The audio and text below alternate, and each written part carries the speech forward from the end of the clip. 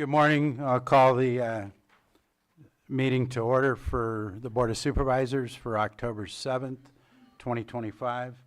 Welcome to the meeting and thank you for being here today. We're going to start with a moment of silence for the staff of the Reach Air Medical Helicopter that crashed last night on Highway 50 in Sacramento, and have thoughts for the staff that were taken to the hospital from that incident. Next, we'll move on to the moment of silence.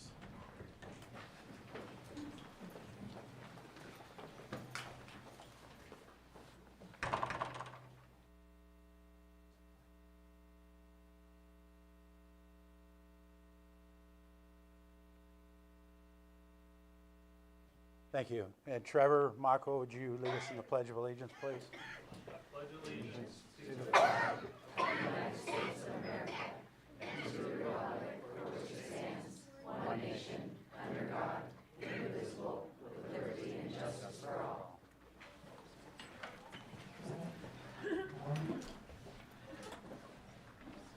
Do we have any extra items that are not appearing on the agenda today? There are no extra items. Thank you. Move on to the approval of the consent agenda. Do we have any board members that wish to pull any items from the consent agenda this morning? Hearing none. Any members of the public? You have one? Oops, yeah. Which one was it? Just one moment. It was the cannabis, I believe. It wasn't on the. That's not consent. No. Oh, okay, I'm sorry. Okay, never mind. Thank you. No items requested pulled by board members or the public. Any further public input? Nothing in the chamber, no hands in Zoom. Be ready to take a motion. Mr. Chair, move to approve the consent agenda as proposed. Second. We have a motion and a second. All in favor, say aye. Aye. Aye. Opposed? A motion passes unanimously.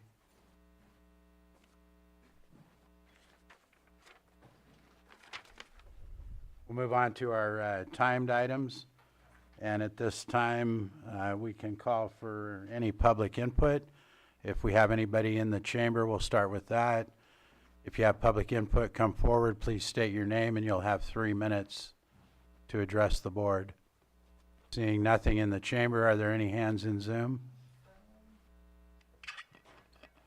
Sterling, if you can go ahead and unmute, and you'll have 3 minutes to address the board. Okay. Good morning, board. I see that you guys have the Sonoma Clean Power back on the agenda for 3 o'clock today.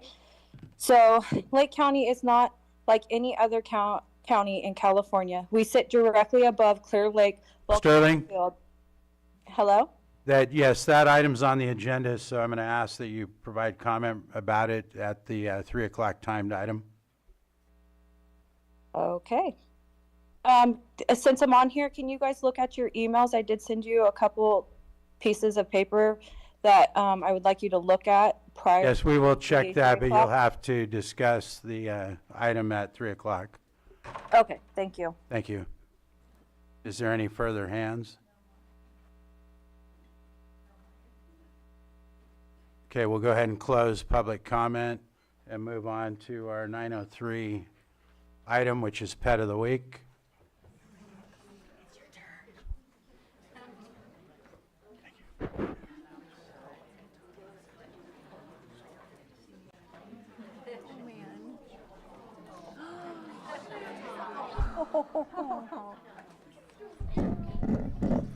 Good morning. Officer Palaio with Lake County, with Lake County Animal Control. Today we have Nani. She's a 4-month-old Shepherd Border Collie mix. She was actually found on the side of the highway next to Lucerne. The rescuer actually got bit in the process of rescuing her. So she did start out her life, unfortunately, on a bite quarantine. But she is very friendly. She was just scared when the whole incident happened. She is ready to go to a forever home. She's very energetic, as you guys could tell. But yeah, she's 4 months old. She's ready to go home. Female, she'll be spayed before she goes home. And if you guys have any questions or have any interest in her, her name is Nani, Kennel 20, and she'll be available at 4949 Helbush Drive in Lakeport. And a good phone number in case you do have any questions is 707-263-0279. Say bye. Thank you, guys. Thank you. Yeah. Next, we'll move on to our 905 6.3 item, which is presentation of proclamation recognizing September 15th through October 15th, 2025 as Hispanic Heritage Month in Lake County. And we're going to start with Supervisor Owen reading that proclamation in English, and then we'll have a Spanish version after that. Yes. Deanna, If, and Diana's going to come up? Yes. And anyone that's here for that proclamation is welcome to come up with Supervisor Owen and Diana Rico.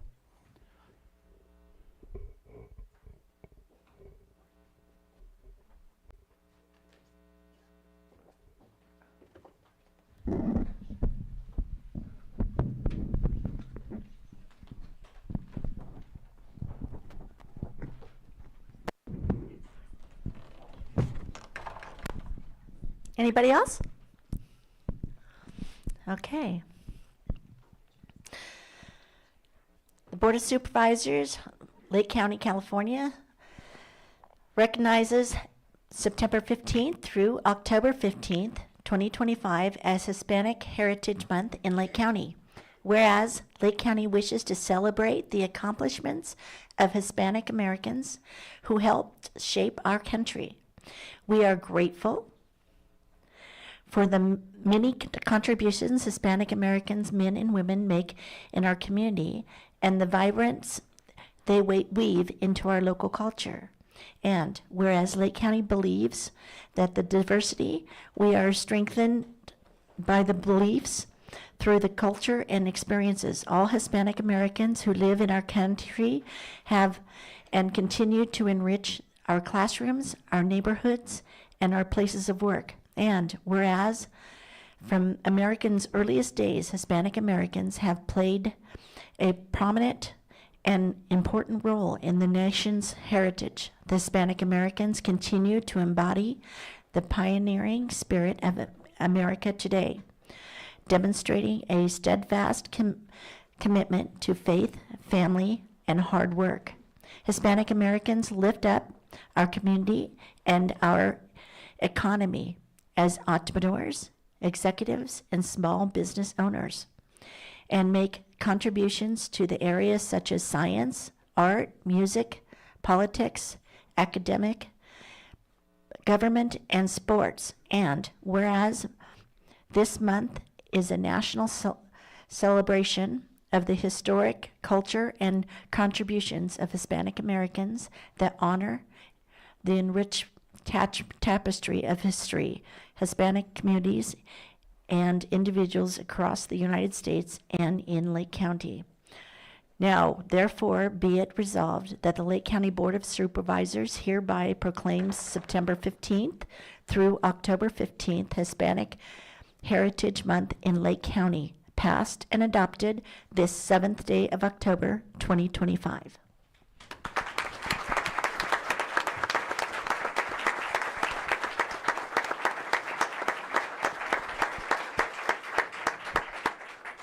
Now I'm going to read it in Spanish. Reconociendo el mes de la herencia hispana en el condado de Lake, considerando que el condado de Lake desea celebrar los logros de los hispanoamericanos que han ayudado a formar nuestro condado. Estamos agradecidos por las numerosas contribuciones que hombres y mujeres hispanoamericanos hacen a nuestras comunidades y por la vitalidad que aportan a nuestra cultura local. Y considerando que el condado de Lake cree en la diversidad encontramos fortaleza en nuestras creencias, pensamientos, culturas y experiencias. Todos los hispanoamericanos que viven en nuestro condado han enriquecido nuestros salones de clases, vecindarios y lugares de trabajo. Y considerando que desde los primeros días de la historia de Estados Unidos, los hispanoamericanos han desempeñado un papel destacado e importante en nuestro patrimonio nacional y hoy en día continúan personificando el espíritu pionero de América. Al demostrar un compromiso firme con la fe, la familia y el trabajo arduo, los hispanoamericanos fortalecen nuestras comunidades y economía como emprendedores, ejecutivos y propietarios de pequeños negocios y contribuyen en áreas como la ciencia, el arte, la música, la política, el mundo académico, el gobierno y el deporte. Y considerando que este mes es una celebración nacional de la historia, culturas y contribuciones de los hispanoamericanos que honra el rico mosaico de comunidades e individuos hispanos en Estados Unidos y en el condado de Lake. Por lo tanto, se resuelve que la Junta de Supervisores del condado de Lake proclama oficialmente el periodo del 15 de septiembre al 15 de octubre del 2025 como el mes de la herencia hispana en el condado de Lake, aprobado y adoptado este 7 de octubre de 2025.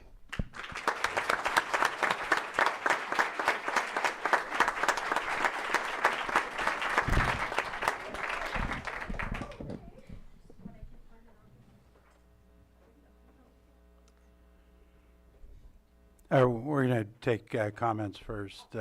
Anything from the board? Go ahead. I mean, very similar comment to last time when we were celebrating Native American Day. Any day that we get to celebrate our diversity, I think, is a good thing to acknowledge and recognize.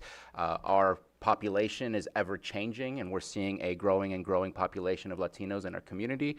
And I think that understanding one another and celebrating one another is important. So thank you very much for having this proclamation today. Anything further? Thank you. And Sam, we'll go ahead and first open it up to the public. Is there any public comment? Anything in the room? Seeing none. Anything online? No hands in Zoom. We can take a picture, Sam.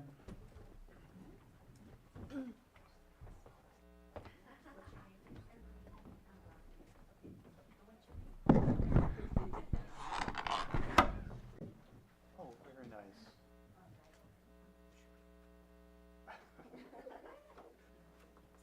Yay. Okay, great. Okay, ready? Okay, here we go. One more. Terrific. Thank you so much.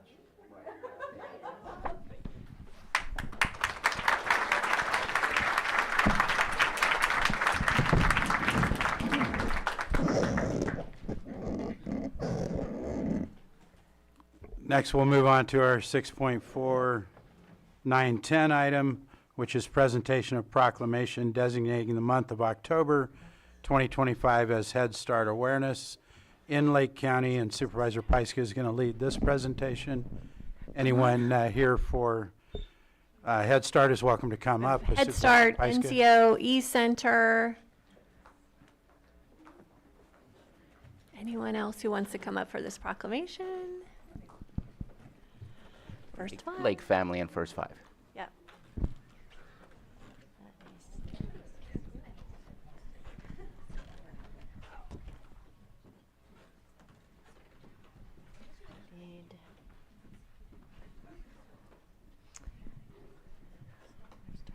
I had Board of Supervisors, County of Lake, State of California proclamation designating the month of October 2025 as Head Start Awareness Month in Lake County.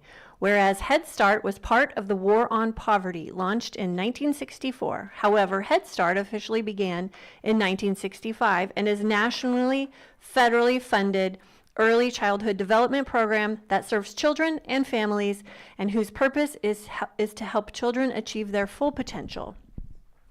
And whereas Head Start provides comprehensive health, nutritional, educational, social services, family and community development, and meaningful parent involvement.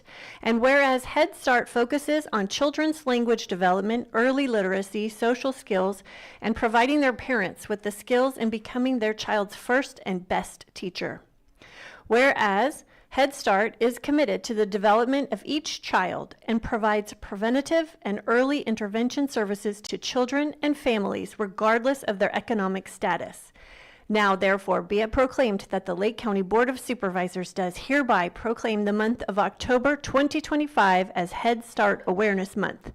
Be it further resolved, the Lake County Board of Supervisors recognizes that the needs of children and families in Lake County must become a top priority for the future decision makers by investing financial resources and talent in the support of health, mental health, educational disabilities, early childhood education, child abuse and neglect, and family trauma-sensitive care. Be it further resolved, the Lake County Board of Supervisors encourages all parents of preschool-aged children to participate in literacy activities, such as reading a book with your child, attending a play with your child, and going to the library with your child during the month of October. Passed and adopted this 7th day of October 2025, signed by the Vice Chair of the Board of Supervisors, Supervisor Rasmussen.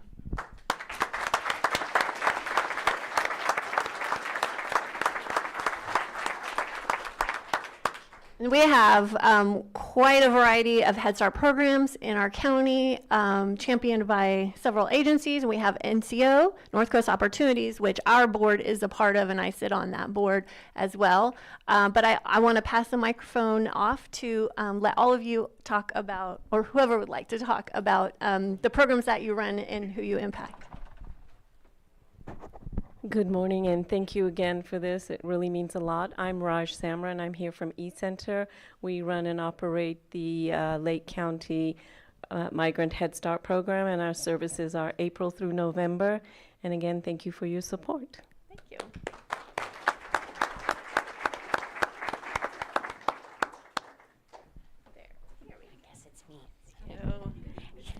So on behalf of Lake Family Resource Center and our Early Head Start program, we are very similar to the other programs. We serve the babies from pregnant moms to 3 years old, and we're working on our new center. Some of you might know that, and we hope to have it reopened again in January. So anyway, thank you, and thank you to the board as well. Thank you.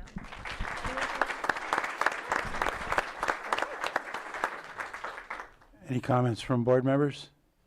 Supervisor Sabatier? I'll just state that you have important work. We are in a state and in a nation that has a child care crisis, in the sense that the support to parents are not there at this moment in time, forcing some parents to quit their jobs, not have all the hours that they need in order to make the money they need to pay their bills. And so the work that you do is really important. And I know that we are working on the side. I know First Five is doing so, and I'm sure you're all advocating as well to try our best to expand these services and making sure that they are affordable, and that they are also providing those who are providing the service a living wage as well. So very important work, and I thank you for bringing this proclamation.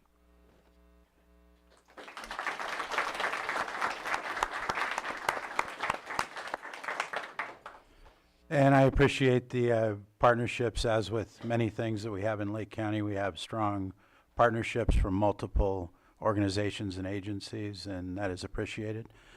Joe, is there anyone in the room that would like to comment on this item? Seeing none. Johanna, any online? No. Oh, we have one here, Kim.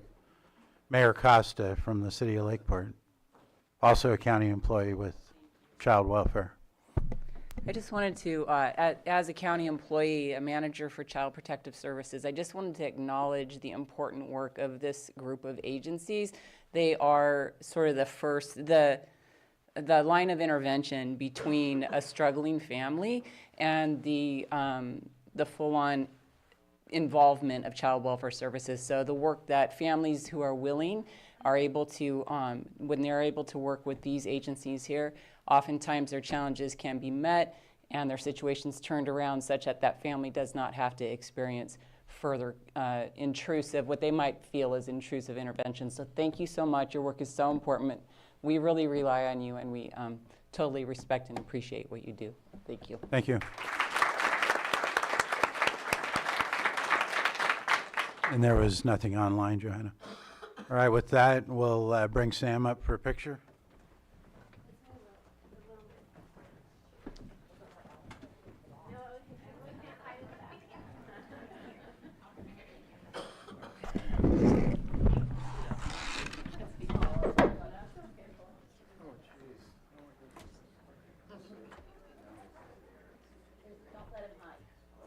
Really? Okay. I can't see, so are you? Let's just take one minute just in case. Okay, let's see. I think that's everything. Okay, terrific, thank you.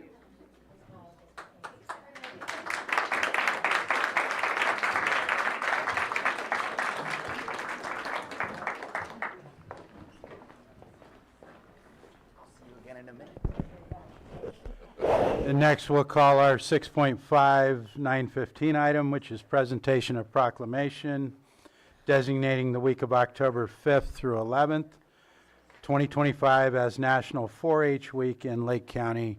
And again, Supervisor Pyska will lead this item. Anyone here for 4-H and with 4-H is welcome to come up with Supervisor Pyska.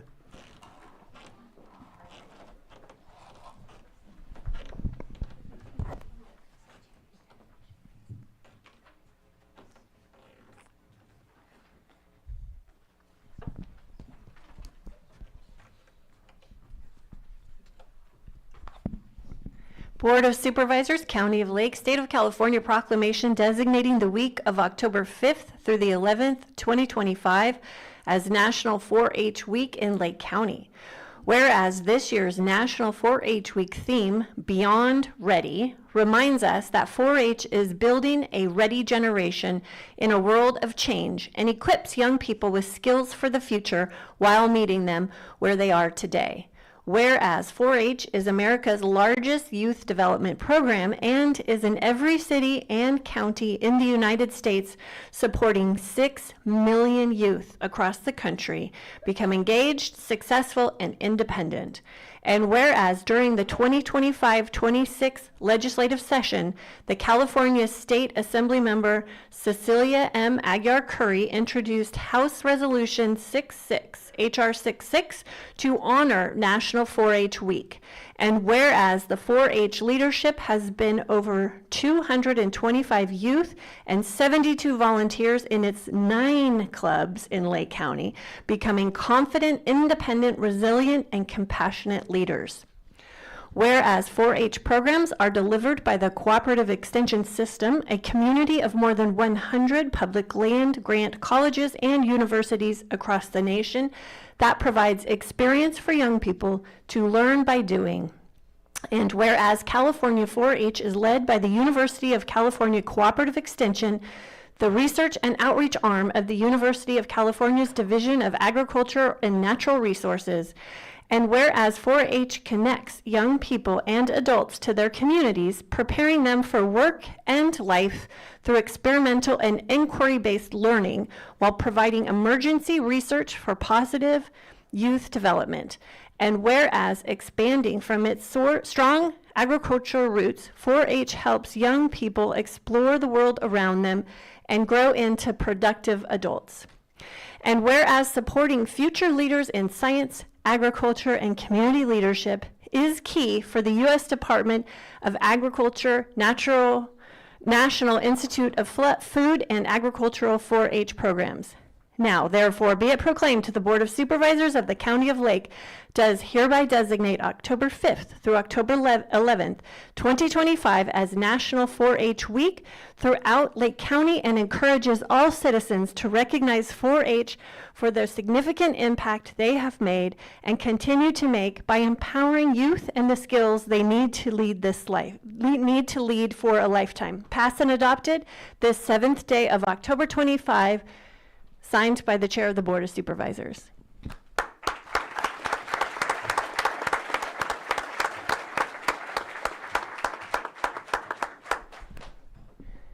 girls have been frequent visitors here, so I am going to let Jean speak for a moment, but I want you to introduce yourself, talk about how 4-H brings meaning to your life, the projects that you have been working on, and how many times you've been into our board chambers lately, because I am happy to see these girls growing up into with leadership skills and speaking skills, and for all of you to meet who's coming up pretty quickly.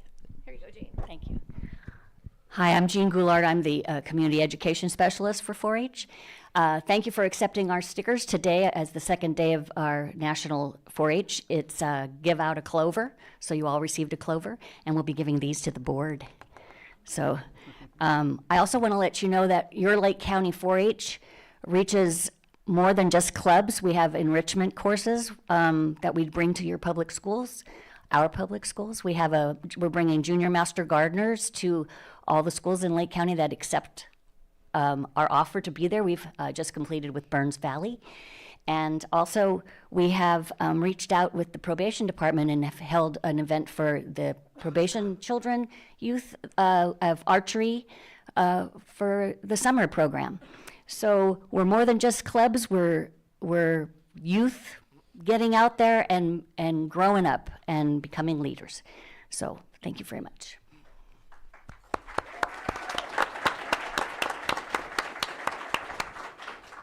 Hi, my name is Safira Edwards, and I am a teen leader for Civic and Leadership. We go around and we talk to Pomo School about 4-H and the clubs and the groups and everything that we hold, and how it's a great opportunity for all youth to do. You grow up in a group and it's full of family. You're close with everybody. And it's fun, and it keeps us off the streets and not doing bad stuff.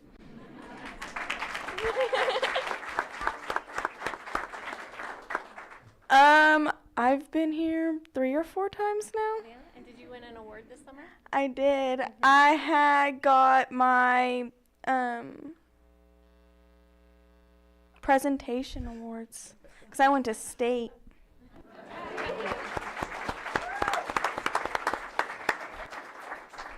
Hello everybody, my name is Emmylou Hayes. I've been in Anderson Marsh 4-H for 8 years now. This year I am the running vice president for our Anderson Marsh group. I am in poultry, horse, archery, all sorts of other groups. And I've been here about probably like 6 times. Yeah, I was the very first. Yeah, I was the very first one to come. And 4-H means a lot to me. It keeps me entertained. I get to meet a lot of new people, so it's a lot of fun.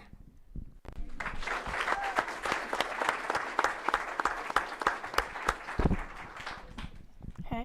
Hello, my name is Marley Rudy. I have been in 4-H for about 2 years, if I recall.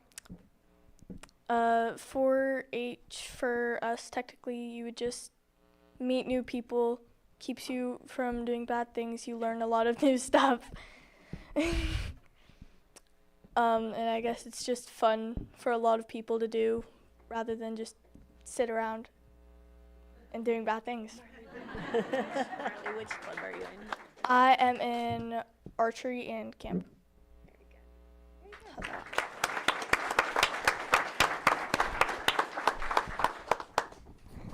Hi, my name is Leah. I've been at 4-H for 3 years, and the groups that I'm in is poultry, our lambs, I forgot what it's called, and 4-H is a really good thing to do, and I don't know. Did you go to the fair? Yeah. I went to the fair and I sold 2 lambs, and Is that your first time? no, it's my my 3rd year going to fair, and I've been here 3 or 4 times, I think. Yeah, you have. You're a regular too. Nicole, did you want to say anything? Nicole, did you want to say anything? So you've met our future leaders.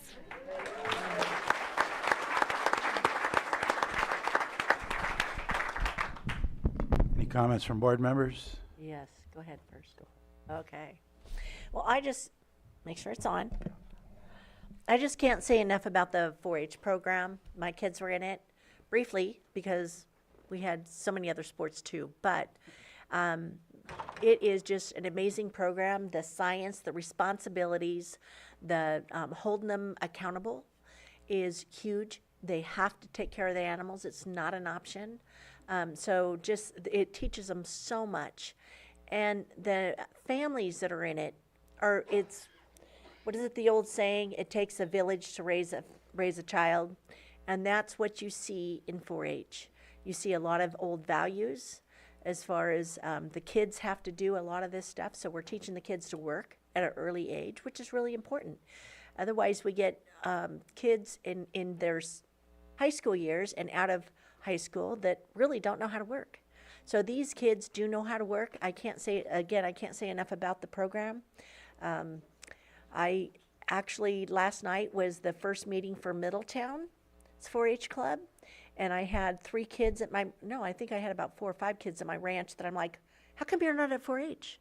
So I'm making phone calls to Karen Jones. Hey, I think I'm sending you some more kids. So one of the things I'd like you guys to mention is how they can sign up. The kids can sign up throughout. The number of programs and what do you call it? They can sign up for.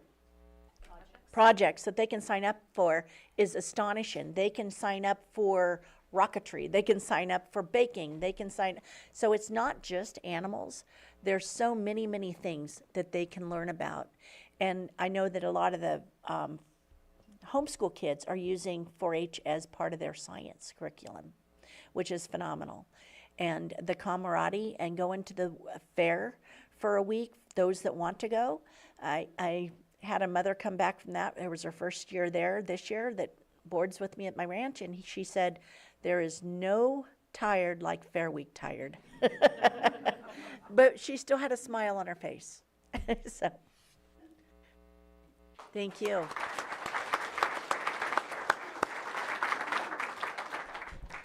Love the program. I think it's a great agricultural apprenticeship program, even though there are other activities that come along with it, but I love what I see. I love that I get to see you guys every single year. I see you growing and developing. This is awesome.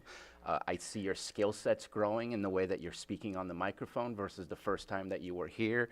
It is obvious that the program is a success here and it continues going.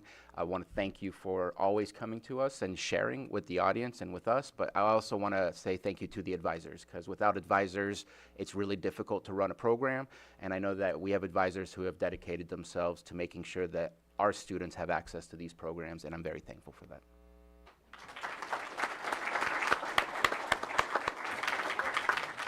And thank you for your leadership with your peers and within our community, and it is a great program. With that, do we have any comments, any public comment in the room? Anything online? Thank you, Sam. We can do a picture. So if you're interested, you can call the 4-H office at 707-263-6838. You can talk with me or Jean or Nicole, and we'll help you get your children and your family involved in 4-H. Thank you.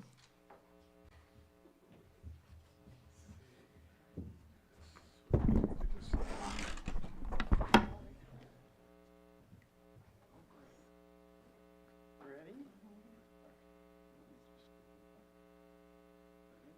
There you go. Thank you. Thank you. Oh, sorry.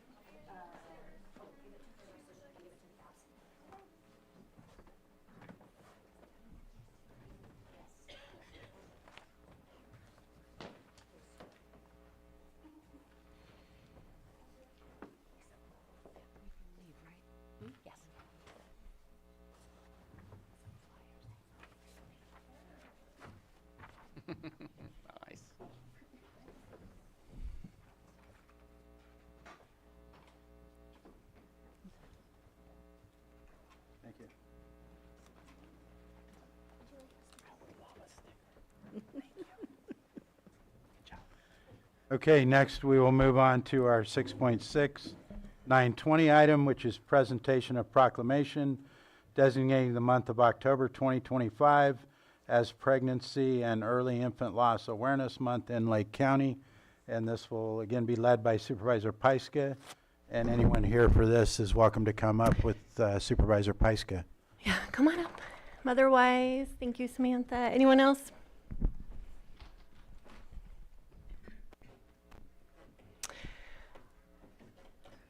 Board of Supervisors, County of Lake, State of California proclamation designating the month of October 2025 as Pregnancy and Early Infant Loss Awareness Month in Lake County.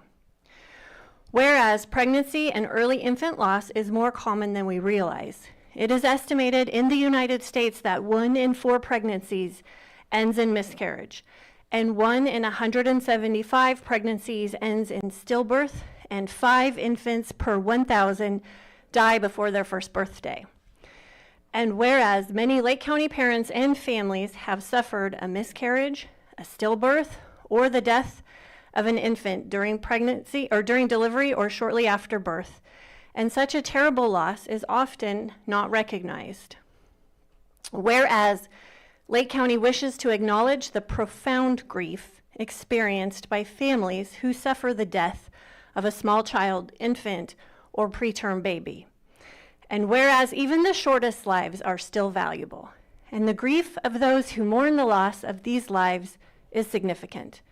And whereas the 15th day of October is recognized in the United States and around the world as a day of remembrance and awareness of pregnancy and early infant loss, when Motherwise will host a free community event at 6 p.m. at that ranch in Lakeport for those who have experienced this profound loss.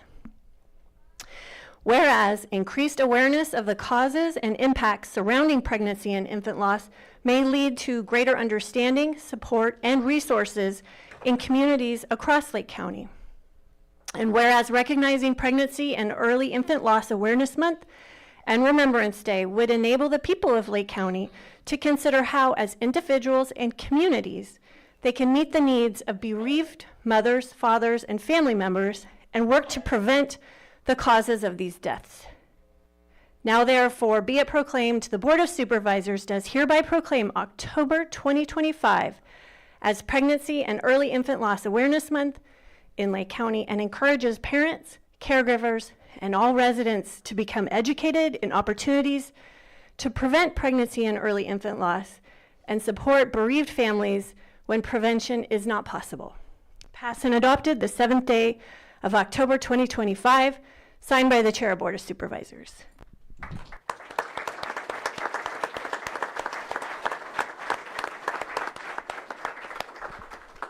This is always a hard one for me, but it's really important. I started doing this the first year that I became a supervisor. My first daughter was stillborn. She died during delivery on her due date. And that was 17 years ago, my daughter Lila. And at that time, there was no community built around this. And this affects so many more people than we realize. And as I've gone through the years, I've met more and more people. I've seen it happen to more and more families. And thank goodness for Motherwise for providing these events where people can come together every October and share this really beautiful event. And I think we have a picture. It's called the Wave of Light. And the Wave of Light happens on October 15th every year. And with each time zone, people light candles. So there's a wave of light that goes around the entire planet on October 15th. So I'm going to pass the microphone off to Motherwise to talk a little bit more about the event. Thank you, Supervisor Pyska. I think you've really described it well. It is a beautiful event. It's over at that ranch. It's in the back. They lent us the place. It's a lovely natural setting, and it's well worth anybody who wants to support someone who has lost a child, as Supervisor Pyska and I have done.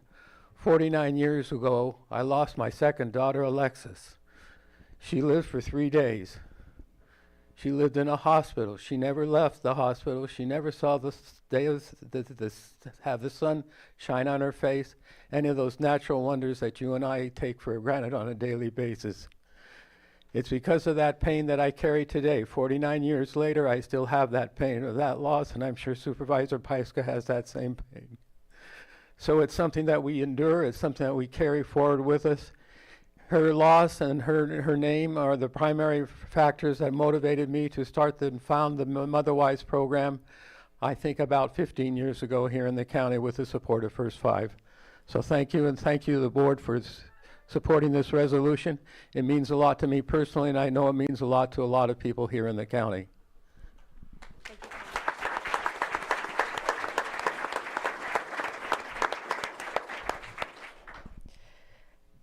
I promise I'm not going to make everybody else cry, but I just want to take a moment to say that you're not alone if you've experienced this.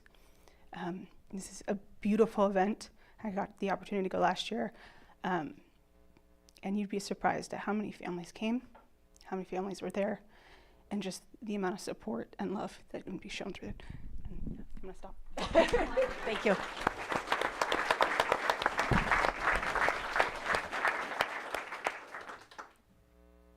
Any comments from board members? And thank you for bringing this and bringing the awareness to our county and the work that's being done around it. Do we have anyone in the room who would like to comment? Anyone online? No hands. With that, Sam, we can do a picture.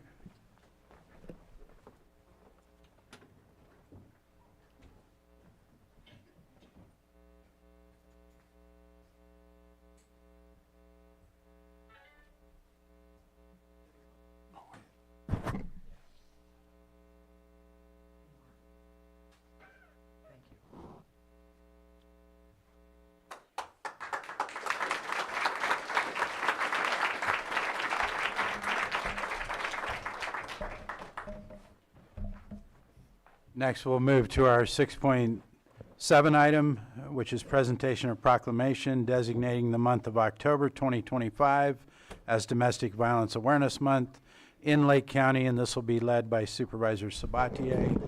Anyone here for this proclamation, please come up and join Supervisor Sabatier. Told you you'd come back up.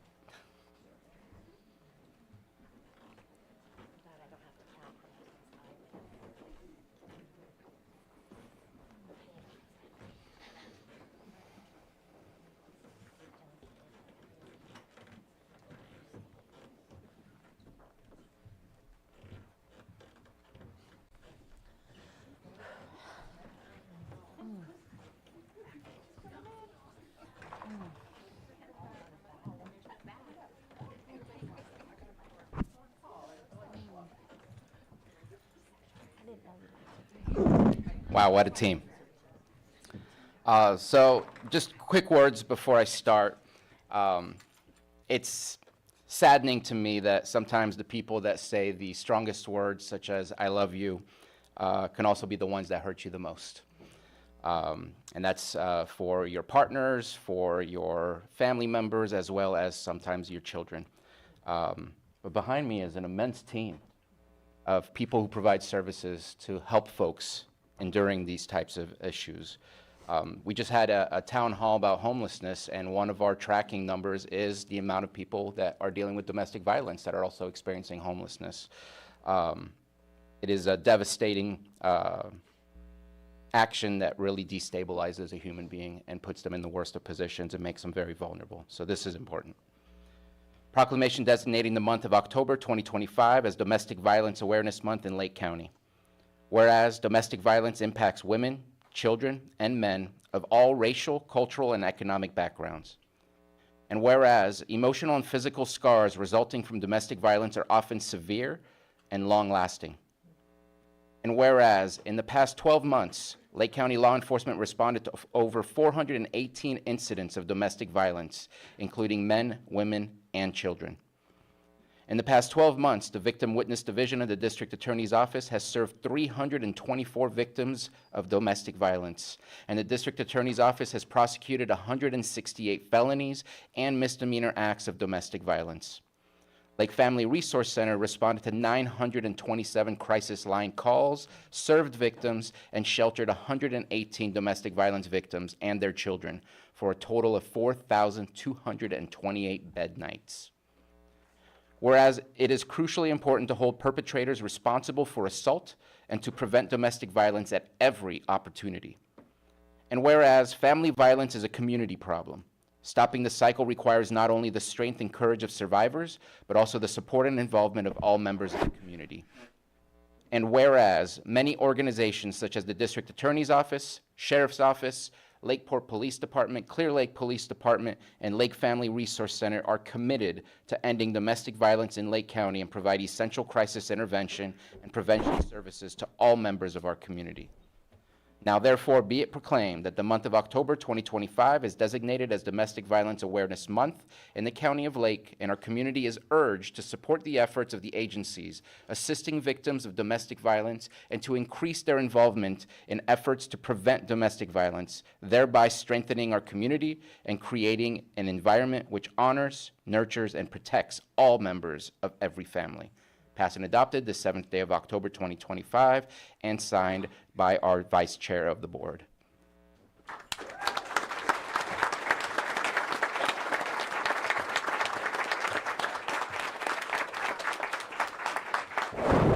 Thank you. Good morning. My name is Kayla Vogus. I'm the Domestic Violence Program Coordinator for Lake Family Resource Center. And I just wanted to share that this year's campaign theme is With Survivors Always. This theme allows us to explore what it means to be in partnership with survivors towards safety, support, and solidarity.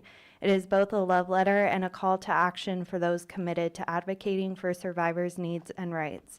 Survivors deserve safety, survivors deserve support, and survivors deserve solidarity. Thank you to the board for proclaiming October as Domestic Violence Awareness Month.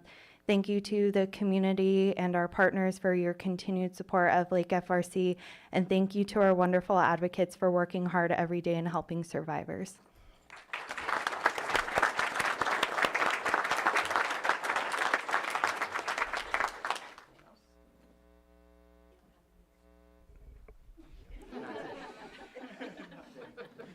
Good try. Nothing further. Turn it back to the board. Any comments from board members? And I will just say again, I appreciate the collaboration that we have in the county and Lake Resource for all the work they do around us. I was fortunate to work with them for over 3.5 decades and hundreds of cases, and I appreciate that. Thank you.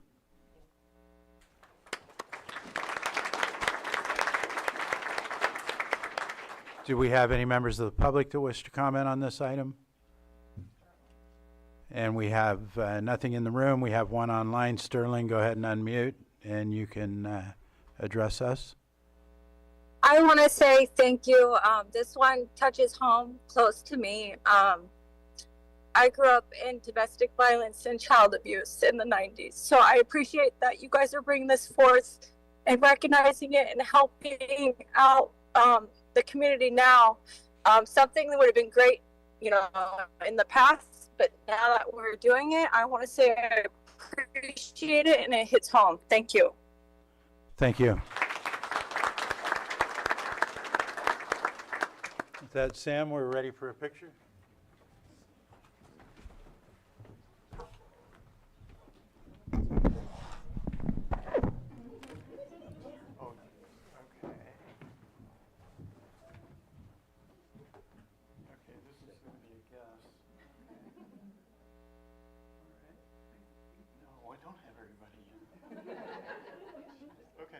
Okay. Ready? Here we go. Let's do one more just in case. Okay. Terrific. Thank you so much.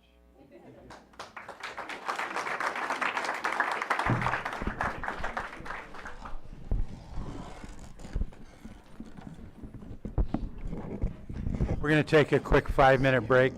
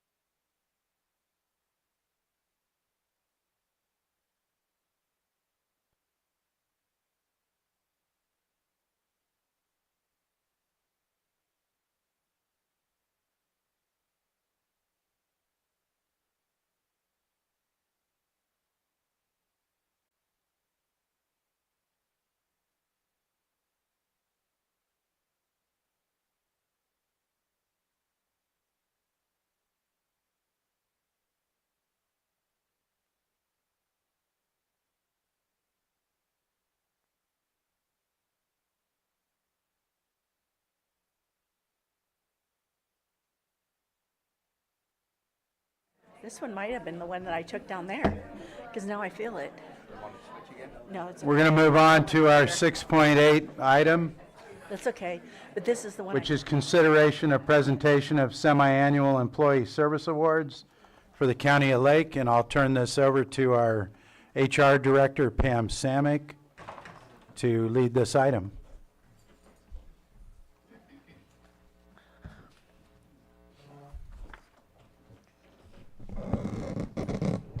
Thank you. Thank you. Pam Samak, Human Resources Director. Welcome to our fall edition of our Employee Service Awards. We take twice a year to honor our employees in 5-year increments. We start at 5 years and go upward. We'll call each manager up. We've got a small presentation which will be shown here on the screen. And would just like to say a deep thank you to all of our employees who are our greatest asset, and this is your time to be celebrated. So first up, the assessor recorder.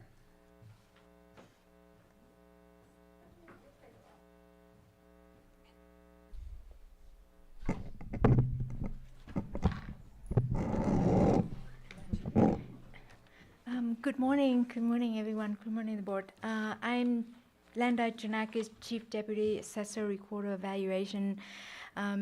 Our assessor, Richard Ford, is currently out of town attending work-related conference, and he asked me to speak on his behalf to recognize Eric Olson and Christina Jeffries for their 10 years of dedicated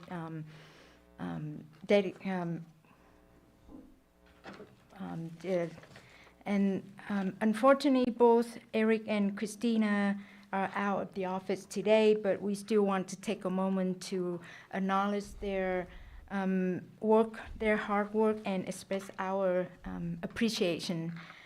Christina Jeffrey began her career with our office as a deputy assessor recorder. From the very beginning, she showed initiative, always willing to go the extra mile to serve the public and support her colleagues. No matter the task, Christina has never hesitated to step in where she's needed. Over the years, Christina has continued to grow in her role. For the past 6 years, she has served as a certified appraiser, always contributing her skills and hard work toward the success of our office. She has shown her commitment to professional growth, completing ongoing education with the State Board of Equalization. Most recently, she successfully completed advanced courses and in the process of becoming an advanced appraiser. Along with her own work, Christina is always willing to share what she knows and lend a hand in training new staff. Her work ethic and dedication make a difference for our team. We truly appreciate everything Christina has done for our office. On behalf of the Assessor Recorder Office, thank you, Christina, for your 10 years of outstanding service. We look forward to many more years of working together. Congratulations.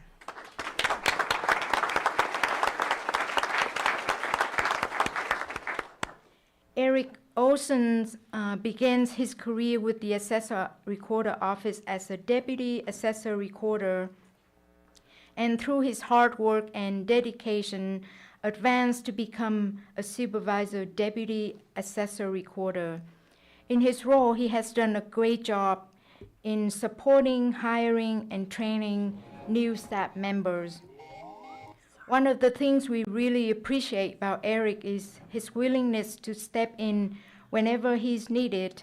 He takes responsibility and pride in ensuring that the work gets done.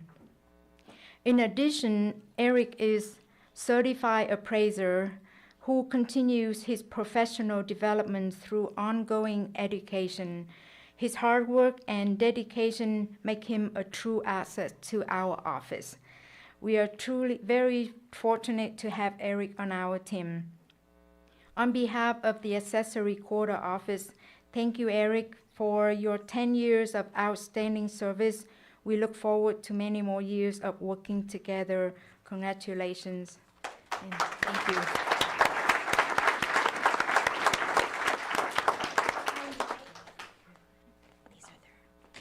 Thank you.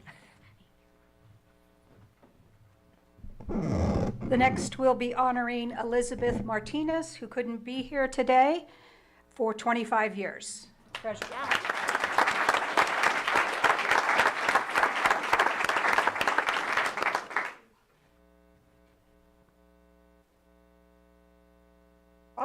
Also from the library, we have Mickey Price, 5 years.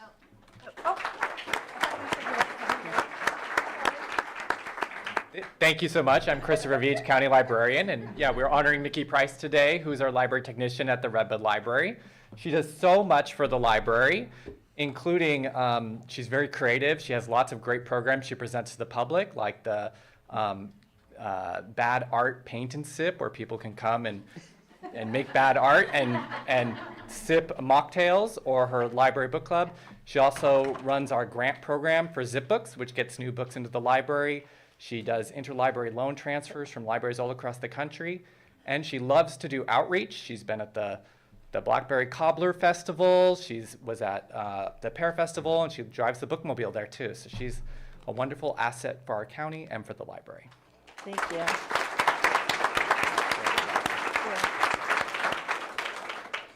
Bad art, I like that. Next, we have IT.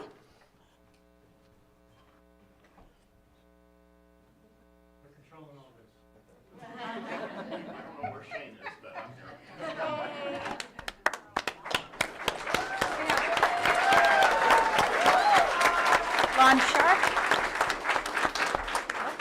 35 years.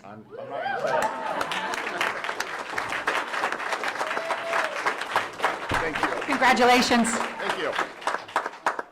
Child Support Thank you. Services.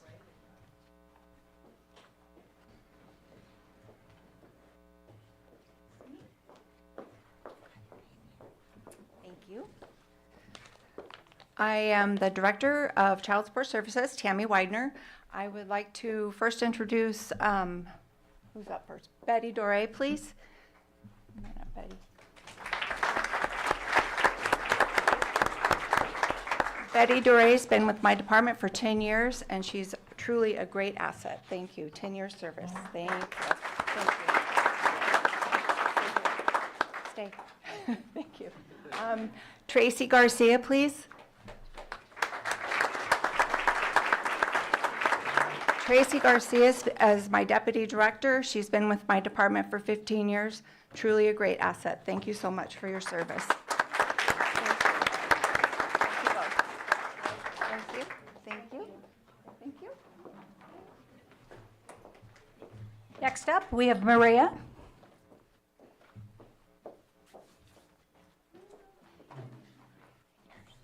Thank you.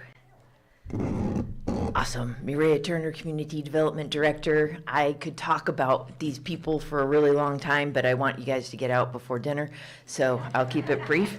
First, we have Aaron Madden, Building Inspector. Are you here? No. Okay, I told him I was going to talk about him anyway. Anybody that knows Aaron knows that he brings a very strong work ethic to our team. He is an example of strong courage and overcoming, and he is pursuing professional development, taking all these tests, even though they're really scary. So I just commend Aaron for not letting fear stop him ever. Thank you. Next. Who's next? Who's next? Okay. Oh, Lori. Yay. Lori's here. Lori.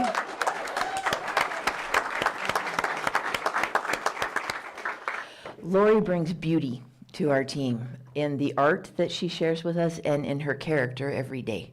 So it's an honor to have her as part of our team.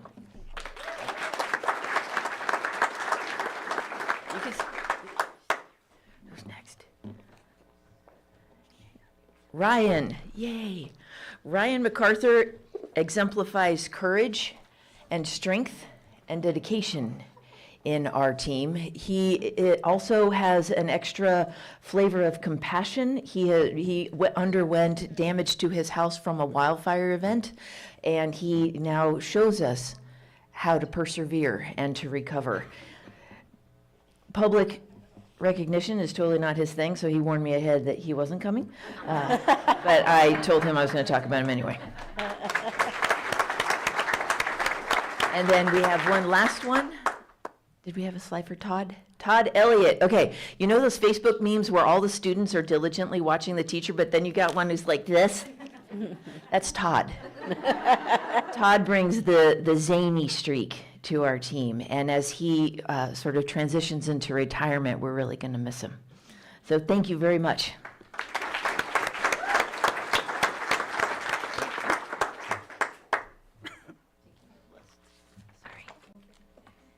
Next, I'd like to call back Shane to give him an opportunity to talk about lawn.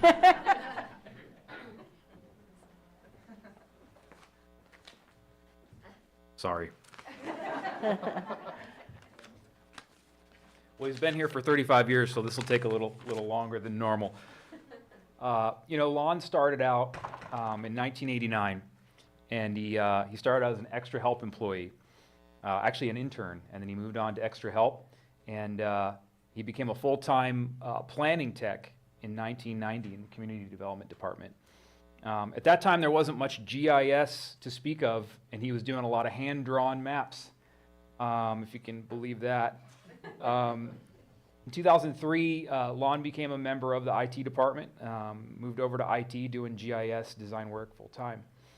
And since then, Lon has been responsible for maintaining the county's electronic mapping systems, and those systems are utilized by thousands of people every year, providing information on parcels, parks, trails, agriculture, and even fire impacts, and just to name a few things.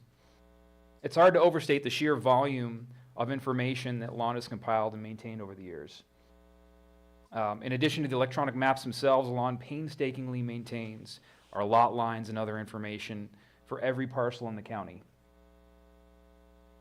Lon's work is utilized by most county departments, as well as the public. And if you haven't checked out our GIS portal yet, you should.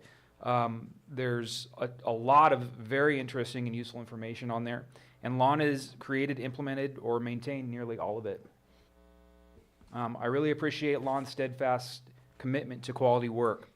I think we should all be grateful for employees like Lon who have both a tremendous skill set, but also the willingness to commit to our community for the long haul.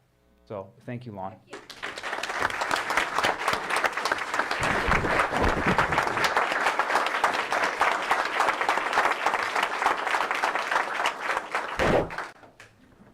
Next up, Public Health. Anthony? All right, who we got first? All right, Lauren. Good morning, Anthony Artin, Health Services Director. First off is Lauren Hyatt. It's a joy to recognize Lauren Hyatt for her work as Lake County's Oral Health Program Coordinator. Lauren is a passionate educator, especially when it comes to teaching our youth about healthy habits. You can often find her in schools and libraries handing out free oral health supplies, always with the help of her trusty sidekick, Chomper. Lauren's energy, creativity, and commitment to prevention have made a lasting impact on the smiles of our community. Thank you, Lauren.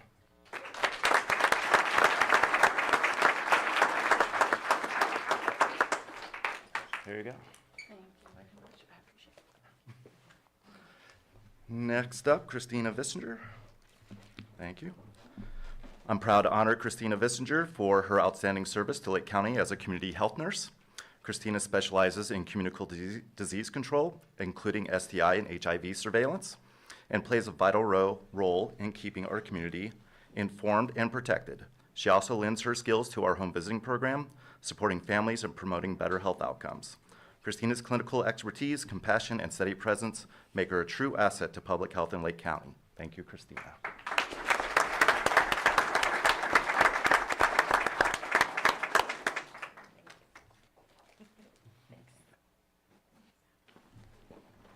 Oh, and Christina. Okay, cool.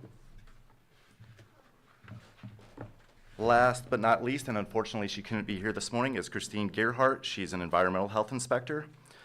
Christine serves with a specialty in the CUPA program, performing essential inspections around the county at landfills and fuel sites to protect human health and the environment. Christine's attention to detail, professionalism, and consistency help protect both the public and the environment, and we're incredibly fortunate to have her as part of our team.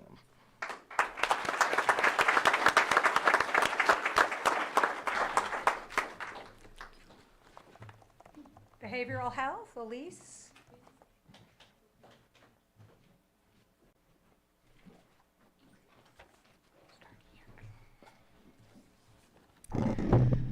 I have to do that, sorry. All right.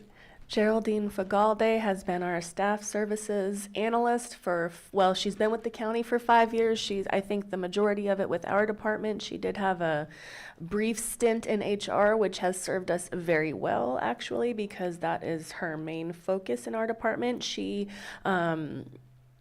is the kind of employee that rarely needs supervision.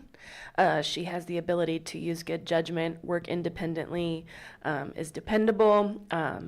I mean, Jerry is incredible. So come on up here.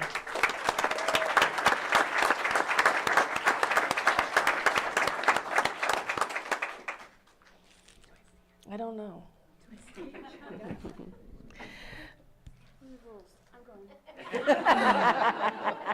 I don't believe we have Melissa Kopf here today, no. She typically works remote. She is an analyst with our Lake County Continuum of Care. If you did not know, Lake County Behavioral Health is the lead administrative entity for the Lake County Continuum of Care and has grown a lot over these last few years. I don't think if it weren't for her and her dedication that it would be as in good a shape as it is now. Okay, so Melissa, now we will move on to, okay. Yes. Monty, and I see her taking a picture of Melissa. Montanique Pax. She was recently, I mean in the past year or so, promoted to a senior staff services analyst with our fiscal department. Nothing makes the world go round like money, and so we appreciate Monty and her dedication to this department and her positive attitude at all times. Come on.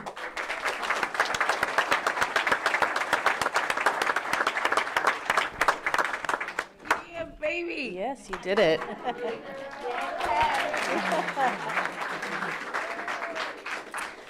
Okay, is Miss Kendra Boyce here?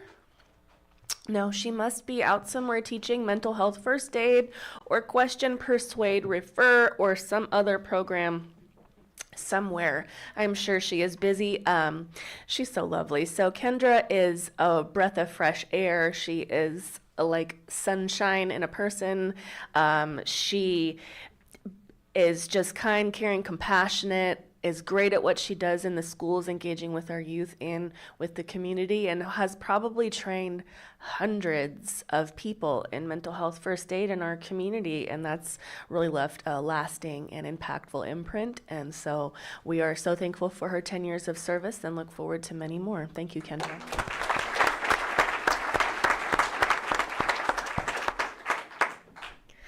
All right. Next we have Miss Amber Luch. Yes. Amber is a staff services manager. She started as an analyst with our department. She had previously been with social services, and we stole her, which is how it goes. And she is with our fiscal team. She leads that team. It has been some of the most difficult work of my career to do that in partnership with her. She is someone who shows up every day, no matter how hard the day before was, and tries to put her best foot forward. She's brilliant. She does a really mean Excel spreadsheet. And she is a great member of our management team and part of why I think we have had so much success. Thank you, Amber.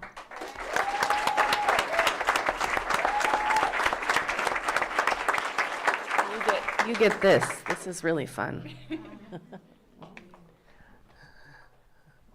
Yeah, I realized he's taking pictures over there just now. Oh my goodness. Bonnie O'Donnell is a behavioral health clinical specialist. Bonnie has been with the department for 10 years. And she is currently actually co-located at the Lakeport Police Department. She is a member of our mobile crisis team. She also has served as an SUD counselor, and she maintains that license or certification, I believe, as well. I call her, affectionately, I refer to Bonnie as Reno 911. And that is because she is out there. She is not afraid. She will literally sit in the gutter with somebody for as long as it takes until they can both move out of that together. And I think those kind of people and that level of compassion and dedication to service is incredibly rare. But I'm honored to have her as a behavioral health worker with our department. Thank you for your years of service. Come on up here.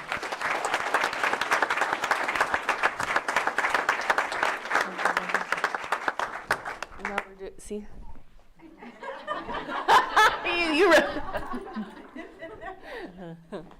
We have so many. This is really exciting, guys. Woo. All right. Last but not least, this is a big one, right? We have a 25-year award to give to Miss Rachel Nell. 25 years.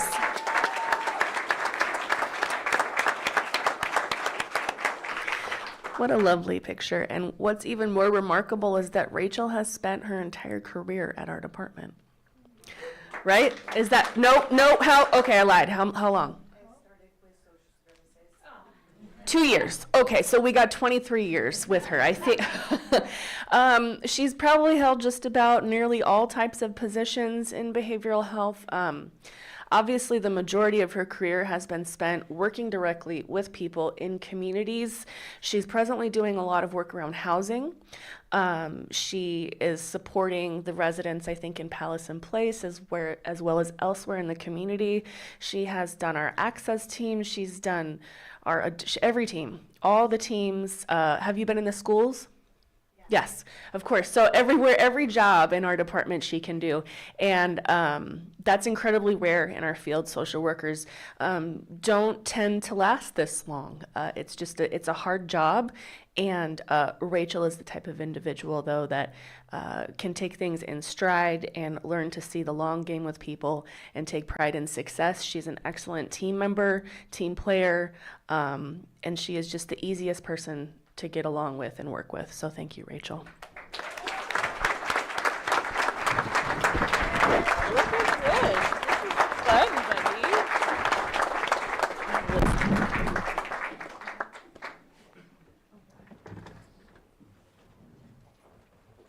Parks and Recreation and Landfill.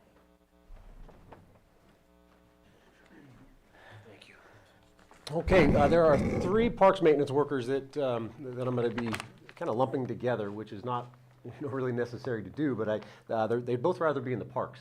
And who wouldn't on a beautiful fall day?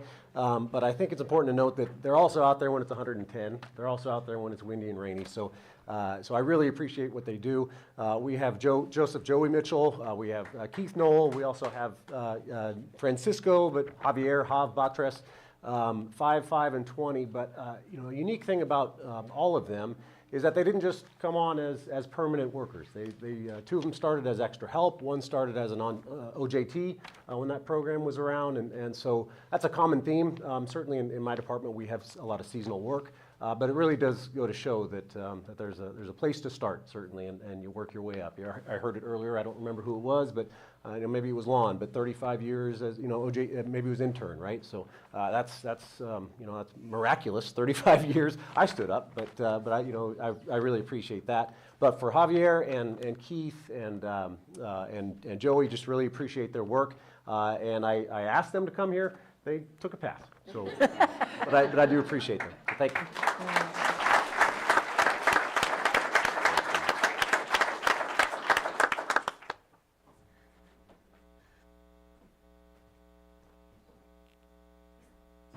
Still your turn, Lars.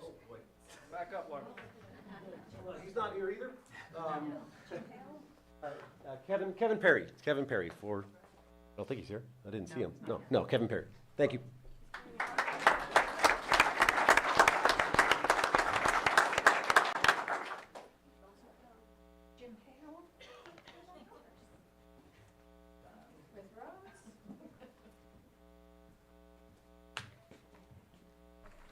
Good morning. Jim Hale, Lake County Public Works Superintendent.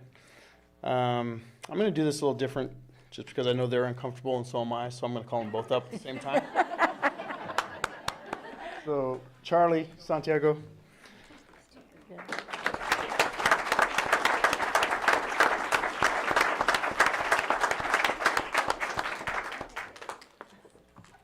you go, Charlie.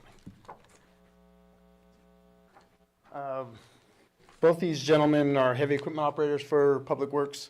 They promoted in August 2023. I just got a short thing to say to both of them. With young men like this on our staff, the future of our department is very bright. I appreciate everything that you do and everything that you have done for this department. I would like to thank you both for your time and your efforts. So thank you. Congratulations.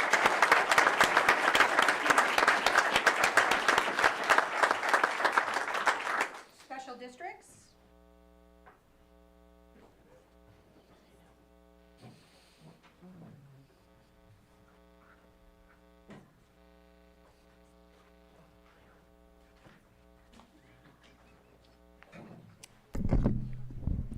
Good afternoon, or good morning. I'm Robin Bore, the Special District Administrator, and I actually have 3 field staff, one that doesn't like public recognition so much, he asked to be removed from the list. But all of them are all out in the field. Ignacio Gutierrez is our new superintendent for Area 3, or Area 1 in Southeast, and he's celebrating 5 years. And Vincent Myrick is 10 years, and he's our EMT in Southeast as well, and he's in crane training.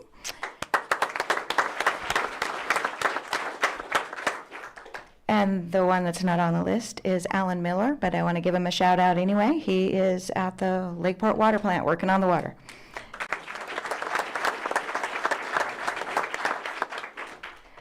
And Nicole Schlick is here. And she's celebrating 5 years. And she's instrumental in making sure that all of our water bills go out each month or every other month. And she's a very valued member of our team. And thank you very much.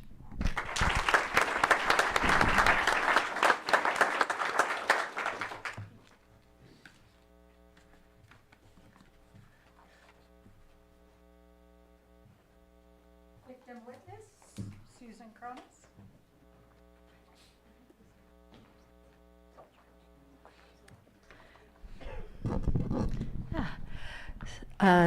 I'm Susan Cronus, the district attorney, and I have Tatsu here, the head of our victim witness office. For 10 years, he has been in our office officially, but he was volunteering and working extra help in our office for much longer than that. And so he's just phenomenal to have as head of the Victim Witness Office, which is such an important office, giving services to people in need, in crisis. And so he is a calming person. He's a tech person, which is awesome. And he's also, I just appreciate him so much. He's very organized. He gets things done. And he also comes up with innovative procedures. And so he is also in law school, and we hoped maybe, who knows, I mean, as head of victim witness, he's awesome, but I would, transfer him to a deputy DA anytime. So thank you, Tatsu, and congratulations for 10 years.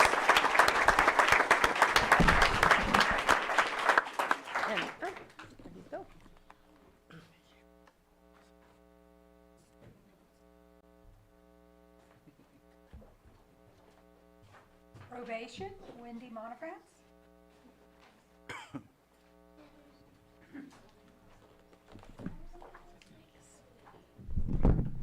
Good morning. I'm Wendy Monfrance, the Chief Probation Officer.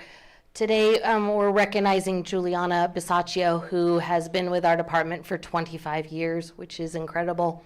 And she's done some of the most difficult jobs. She started as a juvenile corrections officer, and then became a supervisor back when we had a juvenile hall. And when we were preparing to close it, she promoted to a probation officer, and now she runs our investigations unit, which is in charge of all of our documents that are given to the court and any requests the court makes of us. And she's just the most knowledgeable person in the building, and she's amazing to work with every day. And this last 2 weeks, she's at our Supervisor Leadership Academy, so she can't be here, and she was very sad to miss this opportunity. So we thank her.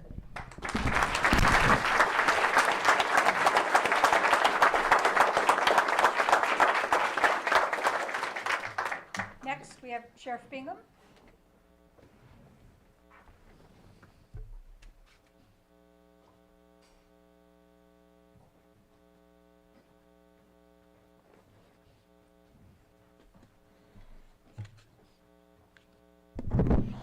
I've already been warned by some of my staff that I can't talk about them too much up here, so at the risk of mutiny, I'm not going to.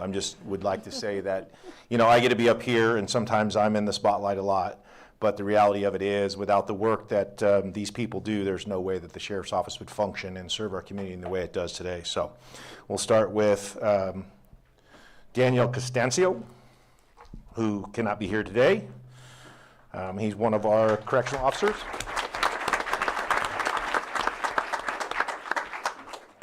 And then also Peggy Perry, who is a correctional aide, who is also not here today.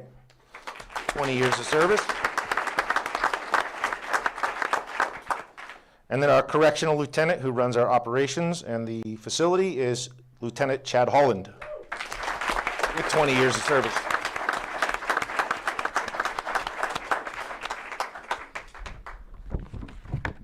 Shake your hand, but I only got 2 of them.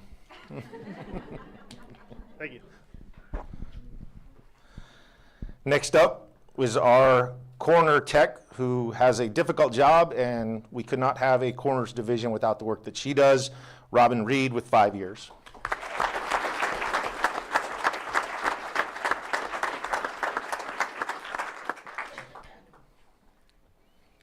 Congratulations, Robin. Oh. And our staff services analyst and our finance, Deborah Wara, with 5 years.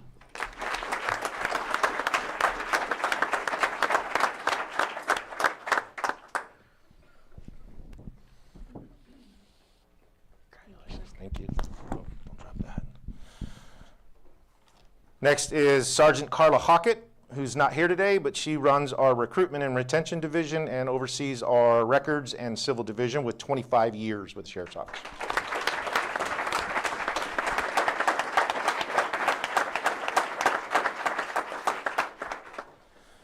And then last, somebody who I could not run this department without. He talks me off the ledge sometimes, slows me down and says, wait, let's take a breath, let's think about it. And then also what I really like about him is that he challenges me and he challenges my ideas and he really makes me think. And I could not be the sheriff that I am without him. My undersheriff, Corey Pollich, with 30 years.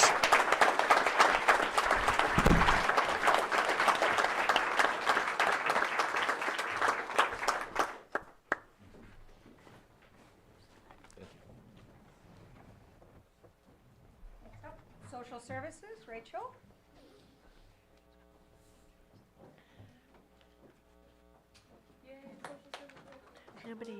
Nobody mentioned Mindy. She is, Okay.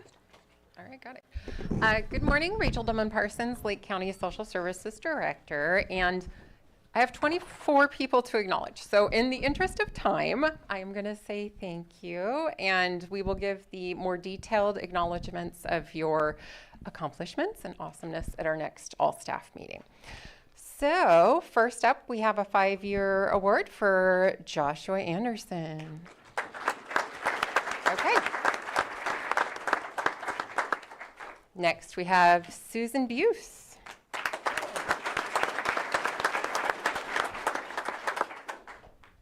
Jamie Gardner. They are all hardworking or watching online. Charlotte Giovacchini. We got Craig Holsey. Gabby Medina. I know she's working right now. Katrina Walsh.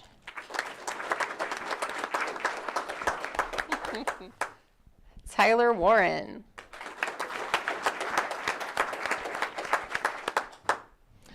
Mary O'Brien.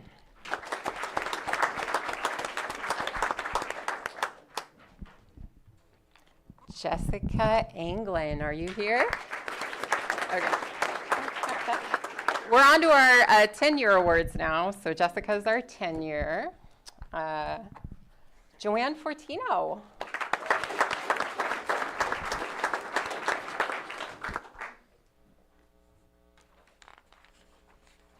No worries. I'm faster than the awards. Laura Harper.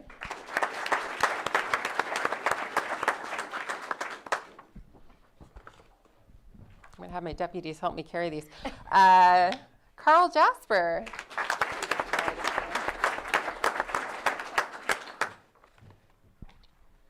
Patty Marler, I know you're here.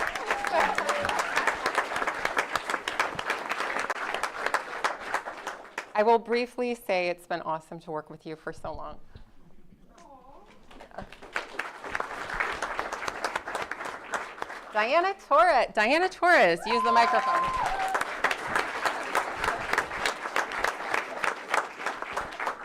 Congratulations, Diana, in many ways.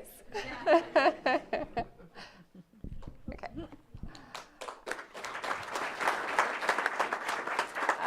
Shire Yakimo, I don't think she's here. Melissa Lenz, I saw you out there. Congratulations, Melissa. Okay. Teresa Wold, 15 years. We're on to 15 years now.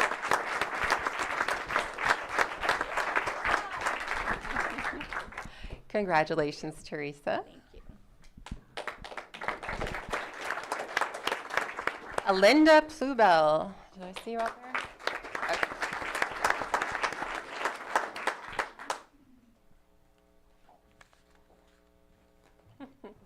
All right, we're now on to 20 years. Mary Brown.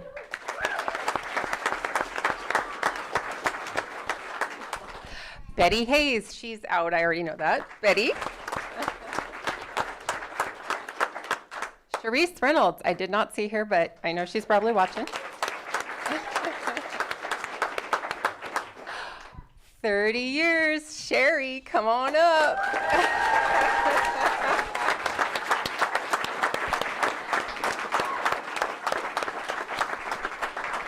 I think your deputy director has something for you. Did you want to say anything? Okay. I just think Sherry's amazing, and 30 years is unthinkable nowadays, so I just wanted to say thank you. She deserves so many kudos. We'll give you the big kudos at all staff. And Diana Dixon, our final 30-year recipient, she is hard at work. She doesn't like the spotlight, so congratulations to her. And that's it, right? Okay.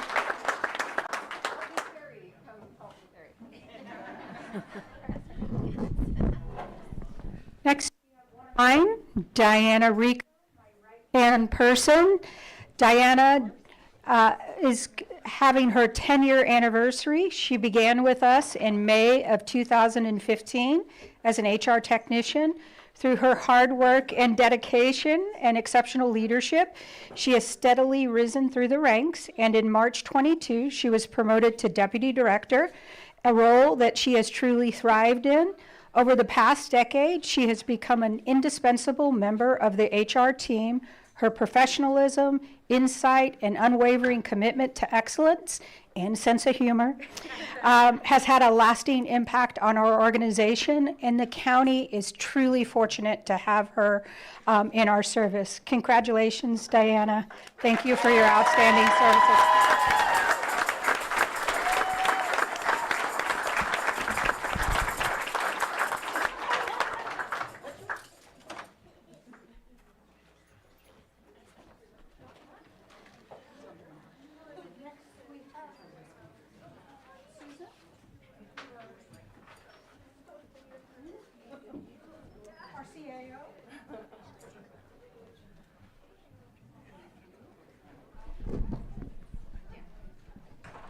Casey, you want to come up? I know you're here somewhere. There's.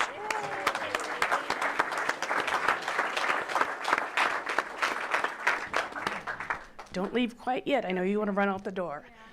For those who know Casey, you know she loves numbers. She's odd like that. But also, she loves to bake and she loves plants. So I just want to give you some insight as to the person that she is, in addition to a good accountant. Thank you.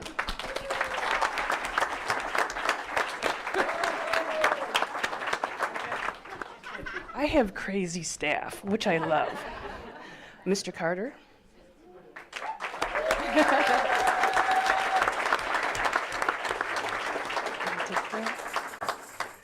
He also loves numbers. And the one thing that I want to let you know that he's a gearhead, for those who don't know that, and he survived Burning Man this August.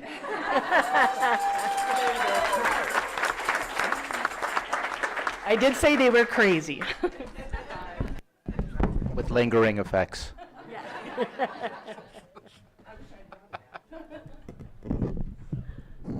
Next, I'm going to turn it over to Supervisor Rasmussen to celebrate a couple department heads. Thank you, Pam. And the first one is Director Lars Ewing.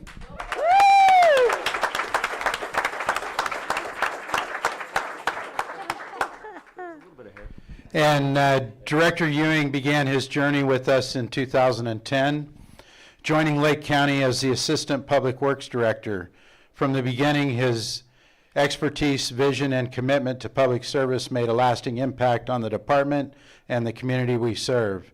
In 2016, Director Lars Ewing was promoted to our Public Services Director, a role in which he has continued to lead with excellence, guiding key initiatives and vital community programs that benefit residents across our county. Over the years, Director Ewing has exemplified the highest standards of public service, bringing innovation, integrity, and collaboration to every challenge and opportunity. We extend our deepest gratitude to Director Lars Ewing for his continued dedication and congratulate him on a remarkable career to this point with our county. Thank you, Lars.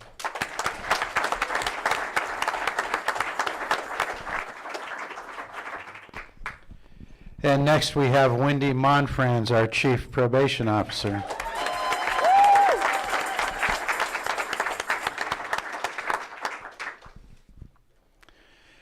Chief Monfrans has 15 years of distinguished services with Lake County. Chief Monfrans began her journey with us also in 2010 when she joined the department as a Deputy Probation Officer. Her dedication and strong work ethic quickly stood out, and just 1 year later she was promoted to Deputy Probation Officer 3. In 2014, she advanced to the role of Senior Deputy Probation Officer, where she continued to demonstrate exceptional leadership and commitment to public service. Her rise through the ranks continued in 2017 when she was promoted to Chief Deputy Probation Officer. Then in 2020, she became the Assistant Chief Probation Officer, a testament to her vision, integrity, and steadfast leadership. Finally, her journey culminated in her appointment as the Chief Probation Officer, where she now leads the department with dedication, compassion, and a clear commitment to betterment of our community. Chief Monfrans' 15 years of service reflect not only professional growth, but also an unwavering dedication to justice, rehabilitation, and community safety. We thank her for her continued leadership and congratulate her on this remarkable achievement. Thank you.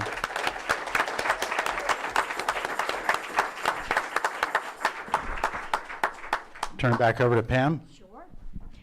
Actually, I'm going to turn it back to the board if you have any comments. Go ahead, Supervisor Pyska. So we do this twice a year, and I love this event. Not only do we really get to take a moment and celebrate all the individuals who are meeting these milestones and hear a little bit about the work that they're doing, but it really just shows us how special Lake County is because of the people that are here. The people are you, the servants, the public servants who are committed to serving and caring for the people that live in our county every single day. And we're so grateful for all the work that you do. So it's wonderful to celebrate you. It's wonderful to see you here today, and those that couldn't make it because you're out in the field, we get it. But big thank you. And it really is one of my favorite days of the year.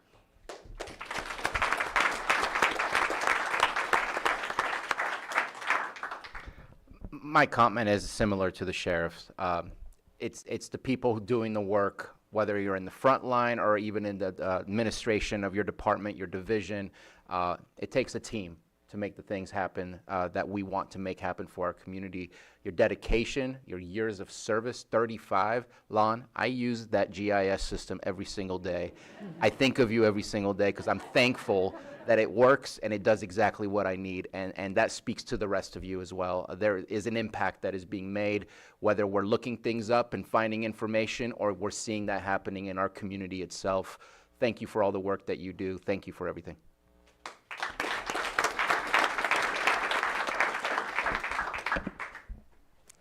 Well, you are definitely the backbone of the county. So your work is very much appreciated. And I'd like to just say thank you to each and every one of you.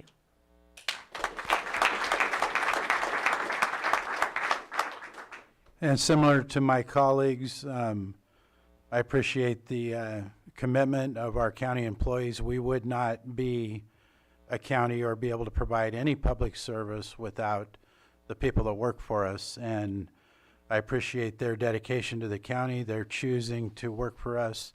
In particular, those very long-term folks, that's a huge commitment, and I'm happy that we were able to celebrate that today. Thank you.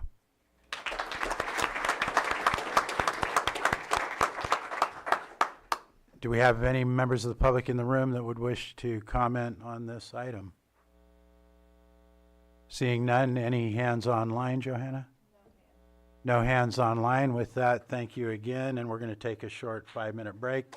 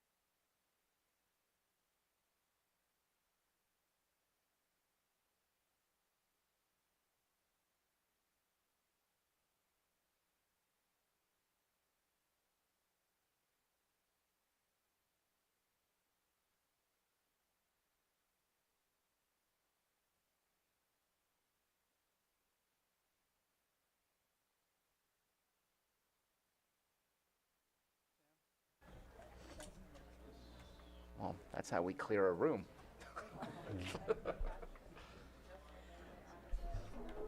Oh, you did? Oh, that's awesome. Okay. And it's We'll call our meeting back to order and move on to our 6.9 item, which is public hearing consideration of A, rescission of resolution 2025-102, adopting development agreement 24-01 for the Gwinnett Valley Mixed-Use Plan Development Project, and B, draft ordinance adopting development agreement 24-01 for the Gwinnett Valley Mixed-Use Plan Development Project. And at this time, I will turn it over to Director Turner to start this item. Thank you. Mireya Turner, Community Development Director. On August 26th, when the board approved the various parts of the Gwinnett Valley Mixed-Use Plan Development Project, the board approved the development agreement by adopting a resolution. It was after that hearing that we realized that according to the Lake County zoning ordinance, development agreements are approved via ordinance. So the item that you have before you today is a correction item to make sure that we are presenting to you the approval of the development agreement using the correct mechanism, which is an ordinance. Also, on August 26th, the board approved or adopted that resolution as amended, specifically to add a clause into the development agreement that states, the county encourages the developer to continue to work with the Calliope Water District regarding the district's purchase of a portion of the off-site well site and the district's operation of a well thereon pursuant to the existing term sheet between the developer and the district. When I was updating this item for correction, I inadvertently overlooked that amendment, and I just sort of copied what had been approved already and just stuck an ordinance on it. So Johanna has the amended ordinance, which includes that verbiage, which is also included as section 12.5 in the developer's agreement. Keep going. Nope, that's not it. It's the other one, the one that was in the Word document. It should be at the top of the next page. It's the last whereas. Oh, there you go. So we placed it in the whereas to recognize in the updated ordinance the amendment that had taken place on August 26th. It is also included in section 12.5 of that ordinance. 12.5 of the development agreement. Staff recommends then that the board rescind resolution 2025-102, which was the improper mechanism, and approve the first reading of the approval of the development agreement via ordinance. And I'm happy to answer any questions. We have questions from board members at this time. Supervisor Sabatier? Yeah, I do, and I appreciate the effort to fix that little bump there.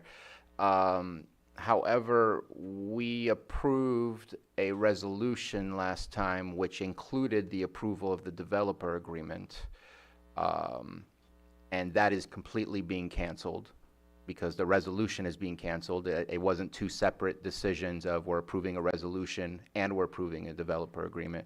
So here, we're reapproving the whole thing.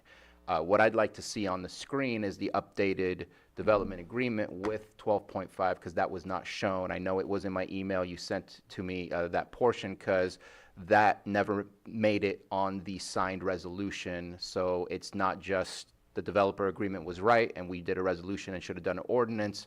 We should have done an ordinance and the developer agreement was not amended with the right thing. So I'd like to make sure that's on the screen.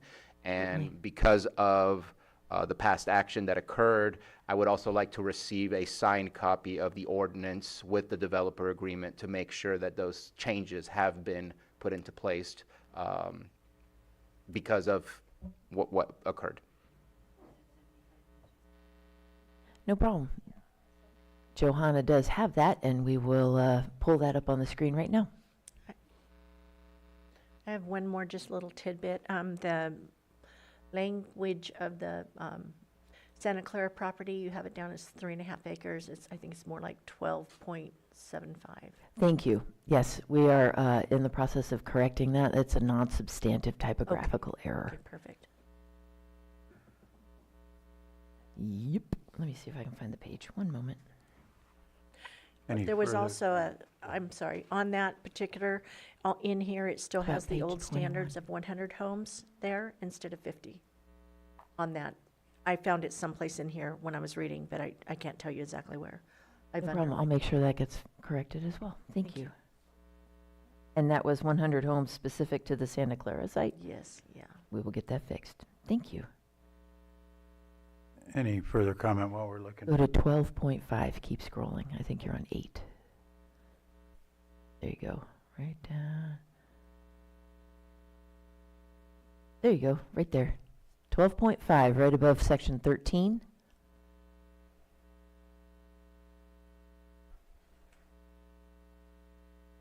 Thank you.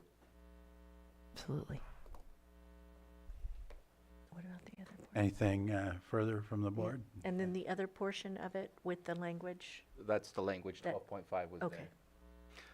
Just real quick, since it was mentioned 100, I just did a quick search, just so that we're clear on what we would be amending, rather than it changing after the fact, because we're again approving a resolution that approves the development agreement, so making sure that development agreement is what it says on page D1 of the agreement, where it says phase tentative subdivision maps for the Gwinnett property that would allow for the development of 7 separate subdivisions, and 100 on-site. No, that's not the right one. The general amendment, 100 workforce housing, co-housing units, but that's all on the Gwinnett property, so I'm not seeing where you're seeing 100. We'll make sure that anything specific to Santa Clara is accurate for that total number of housing. Okay, thank you. I'm not seeing the number 100 with. I had seen it under E1, where it has on page 5, but I might have misunderstood that, because it does say 100 workforce housing, co-housing units. That could be the on-site housing part. Okay, Yeah, perfect. but we'll definitely make sure. Okay, thank you. Thank you. Nothing further. We can open to the public at this point. Seeing nothing in the chamber and no hands online, bring it back to the board for any further comments. Seeing none, I'd be ready to take action. Yep, I would like You to, have a, go ahead. I would just like to move that we, do we need to do it by, I would like to offer it. Actually, if we could rescind the resolution first, that would Okay, help. I'd like to rescind the resolution. I don't have that information in front of me, though. That should be good enough. Okay. Do we need to take a motion on that? So we have a motion on the floor to rescind the resolution. Second. And we have a motion and a second. I'll call for a vote. All in favor? Aye. Aye. Aye. Opposed? Hearing none, the motion carries 4-0.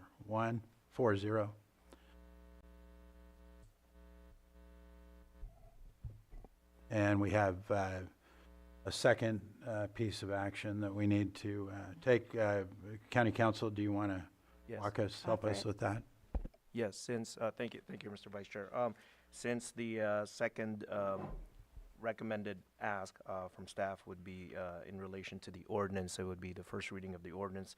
It consists of 2 motions for purposes of the first reading. The first motion would be a motion to approve the first reading of the ordinance to be read in title only, as amended.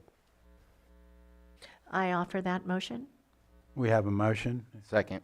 and a second. Call for a vote. All in favor? Aye. Aye. Opposed? Hearing none, motion carries. Okay. It's an ordinance adopting development agreement 24-01 for the Gwinnett Valley Mixed-Use Plan Development Project. Thank you. Go ahead. And the second part, or the second motion as it relates to the ordinance would be the motion to approve the draft ordinance as amended to be advanced to the next Board of Supervisors meeting for consideration and possible adoption. I offer the motion as stated. Second. We have a motion and a second. Call for a vote. All in favor? Aye. Aye. Opposed? Hearing none, no opposition, the motion carries. Thank you. Thank you. Would you like me to stay for the 11 o'clock? Yes, please. Okey-doke. And we're going to move on, and we're after 11 now, but close to on time, so we'll move to our 6:10 item, which is consideration of a request for board direction regarding establishment of an ad hoc committee for development of agricultural road standards, and I'll turn it over to Director Turner. Thank you, Mireya Turner, Community Development Director. When the state started working on cannabis policy to legalize this industry, they referred to it as commercial cannabis to differentiate it from illegal cannabis. This terminology has proven to be kind of confusing as jurisdictions were grappling with their own local regulations. And in particular, it was it meant something to deem it a commercial activity in regards to 4290 and 4291 road standards. And so there was confusion about assigning commercial road standards to what is essentially an agricultural road, similar to the roads we have in our vineyards and our orchards. In 2019, the board addressed this confusion, resulting in a resolution that recognized cannabis as a commercial agricultural activity and a commercial agricultural product, and exempted it from commercial road standards as pertains to 4290 and 4291. During that discussion, they were limited to passing this or adopting this resolution specific to cannabis, because the wording on the agenda did not allow for additional flexibility.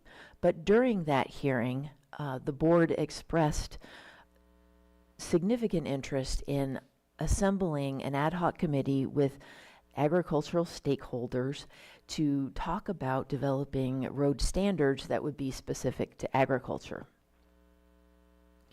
That was in 2019. So today, since we are working on updating the cannabis regulations, it's appropriate and timely to bring this back to the board to see if the board still wants to direct staff to compile or get together a working group or ad hoc committee specific to agricultural stakeholders, including fire districts, Farm Bureau. There's some other groups here that were mentioned during that board hearing, in order to work up a recommendation for road standards specific to agricultural roads. Sorry, Supervisor Owen, you have your finger up. Oh, I was just, when you're done. Okay. I didn't want to be No, rude. you're fine, I'm sorry. So that is before you today. Staff does recommend that this would be considered a working group compiled for one specific reason and let go after that reason. It would be an internal, or it would be a work group assembled by the Community Development Department with the categories as desired by the board. That one would not be compliant or subject to the Brown Act. It would result in recommendations that would then go to the Ag Advisory Committee, the Planning Commission, and the board in a draft ordinance format through notice to public hearings. And that's my presentation. I'm happy to answer any questions. Okay, we'll go with Supervisor Owen first. Okay. You know what? Did a little homework on it. And I've contacted a few of the fire marshals or the fire chiefs, actually. I actually contacted 3 and talked to each and every one of them about it. We thought that it might be easier if we put this into the ag committee that we have currently going. It's pretty well the representation is from all walks. So I think that they could handle that without putting together a separate ag ad hoc committee. And I asked if they would be interested in having a representative there for us to have input, and they were. They thought it was a great idea. And actually, Mr. Mike Wink's the one that thought putting it in the ag committee rather than doing a an additional ad hoc would probably work really well. And we could move forward, and that way we're skipping a process as well, instead of forming a whole new committee. There's already one in place. I have zero skin in this game. This was just a start based on the hearing, but in 2019, which was actually a different board. So I'm open to however the board wants to direct me to follow up on this. Supervisor Sabatier? I appreciate you bringing this. This is one of the promises that we've not held on to. We had long discussions. At the time, it was Supervisor Simon, myself, Anita Grant, and many fire chiefs throughout the county that met to really hash out what 4290 meant when it came to cannabis. And I think you hit the nail on the head. The word commercial was what was really throwing everybody for a loop, where this is about buildings. That's what 4290, it's about the protection of buildings, not roads to plants or roads to nowhere. So once they do construct buildings within a outdoor area, then 4290 does come into compliance, but agriculture is nowhere to be found in 4290 because it's about buildings and protection of buildings. So eventually we were able to negotiate, and that's where we said, look, we won't continue arguing about this because we couldn't stop arguing about it. They were stuck on the commercial. And we said, let's just create a road standard for ag. Nothing arduous, nothing that would be an overreach. And we got some examples of other communities that have those, and they're, I think, easy to abide to. I don't mind it going to the ag advisory, but I would suggest you meet with the Farm Bureau and you meet with the fire chiefs, hash out a idea of a ordinance or an amendment to it, and then bring that to the ag advisory, because building it at the ag advisory is going to take many, many months. And I don't feel you need our permission, that was weird, our permission to meet with the fire chiefs and the Farm Bureau to hash out a concept of an ordinance, and then, because building it by committee is just going to lead to another 6 months or more of meetings, and I don't want you to be stuck in those types of meetings. So hopefully that is a possible direction, but I think this is something that we put into our resolution that was passed, that we were going to do this, and I'm really happy that we're finally talking about it, because we need to follow through with what we promised. I did bring this up at the last Fire Chiefs Association meeting, and yet they do want to at least review it. Supervisor Pyska? Yeah, thanks for bringing this. We've had a lot of conversations about it over the years. I am also concerned about this being able to be put together at the Ag Advisory Committee, because that committee only meets, we put a limit, like no more than twice a year, because all those folks are so busy and there's quorum issues and stuff. So I want to support you on how you best want to accomplish this. And if it is this ad hoc committee, or if it is meeting separately with all these people, because it's more than one meeting.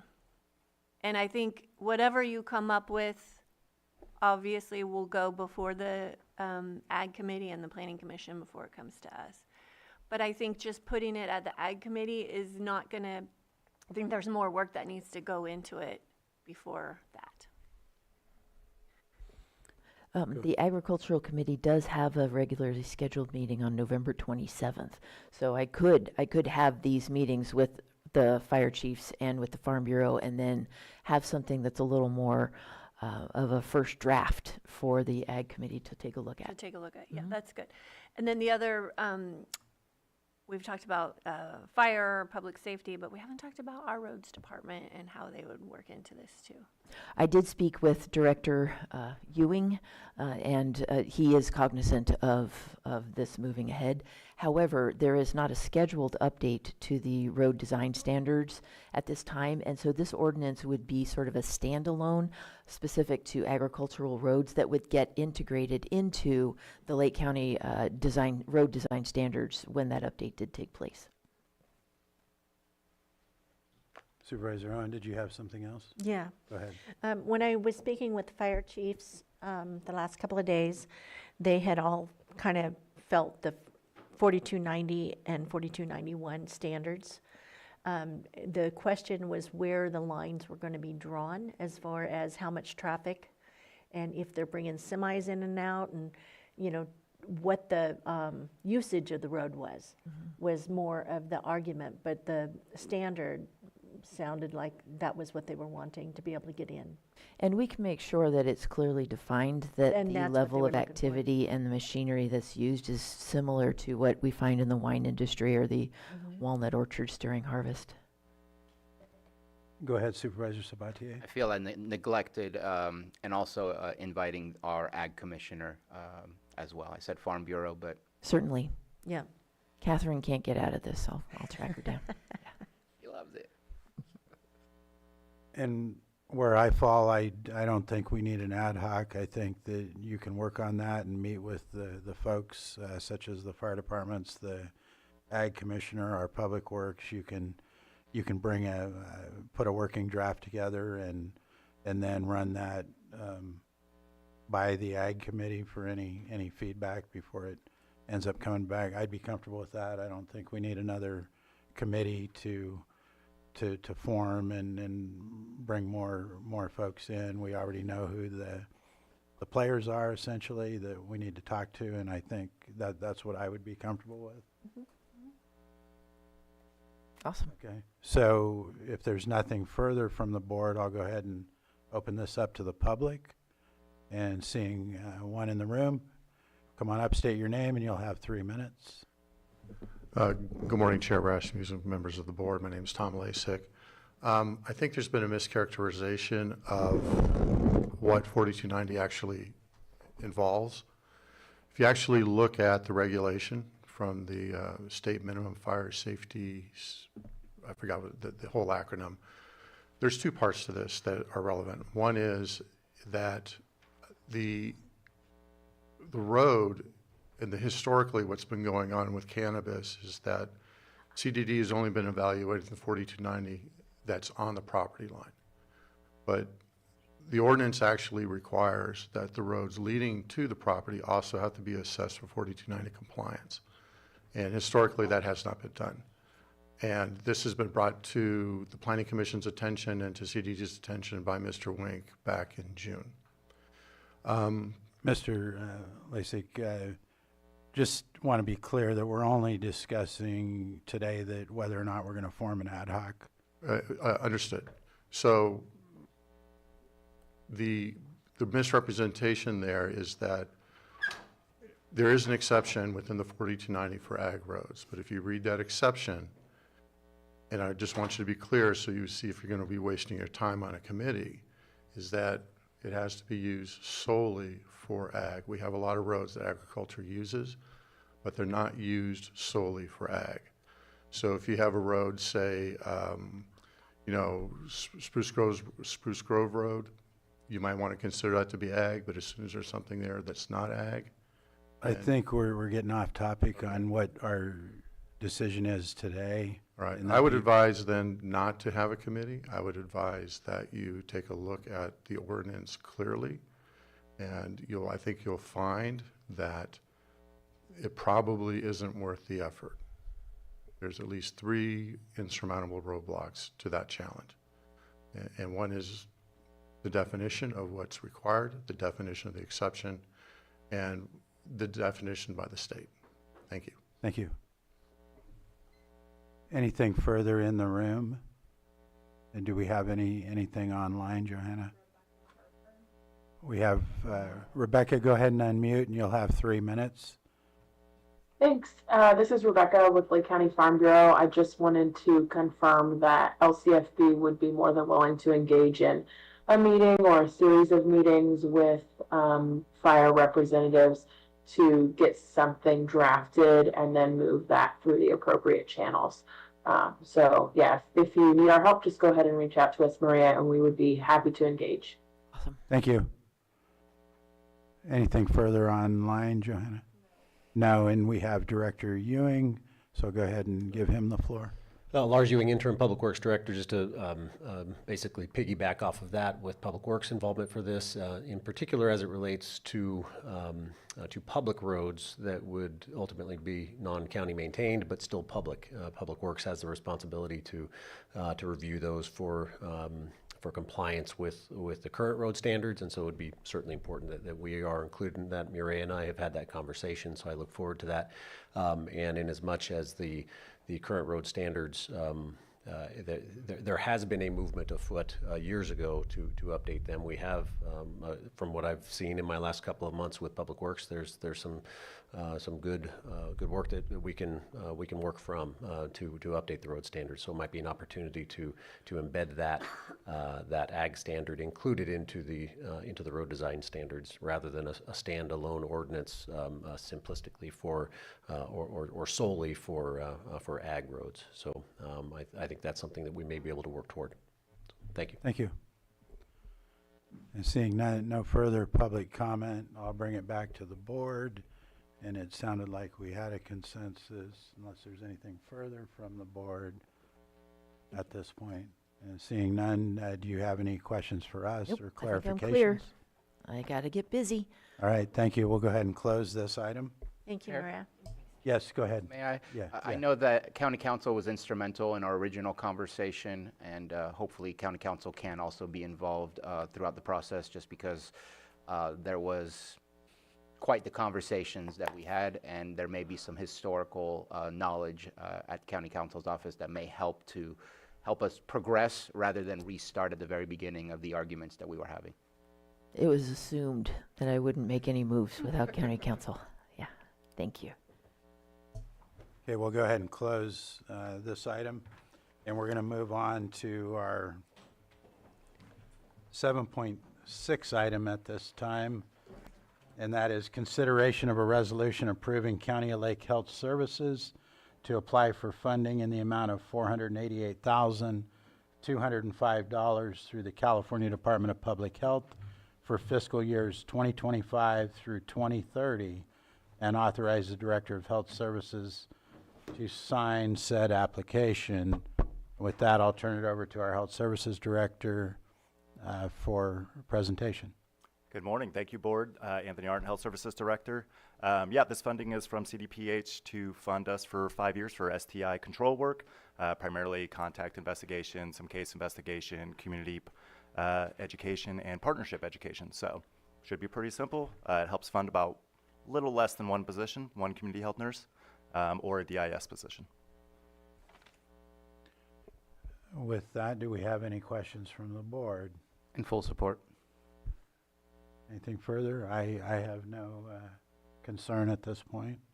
Oh. So we'll go ahead and open it up to the public. Do we have anyone in the room? No hands online, nothing in the room, so I'll bring it back to the board for any action. Mr. Chair, I offer the resolution.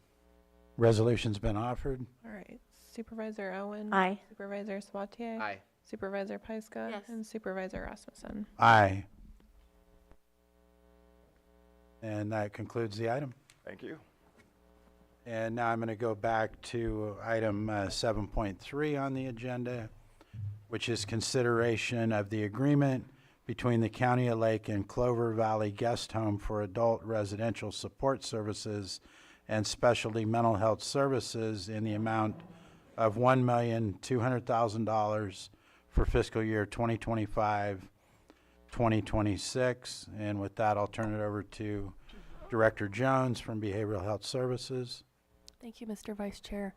Clover Valley Guest Home is one of two boarding care facilities in Lake County period.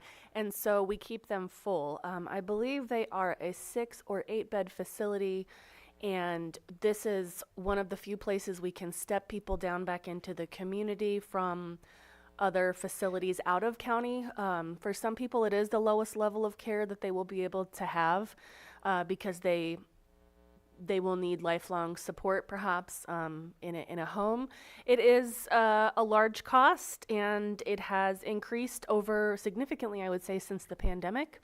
However, it is cheaper than other types of more expensive subacute facilities, and so we are hopeful that additional board and care operations will exist within Lake County, and we can further bring more people back home. With that, I respectfully request your board consider approval of this important agreement. Thank you, Director Jones. Supervisor Sabatier? And I believe there's a change that's required in this contract to 620, or the action to 625, is that what it is? Yes, yes, Supervisor.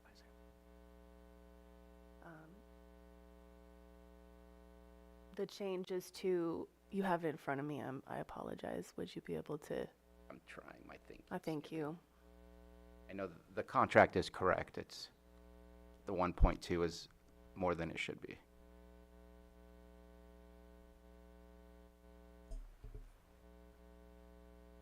$650,000. I apologize. Thank you. So the amount is 650,000, which is reflected in the contract. So amending the Title of the 1.2 item. down to 650. That's a big deal, right? Yeah. That's a big deal. Thank you, Supervisor Sabatier. Did you have anything further? No. Anything else from the board?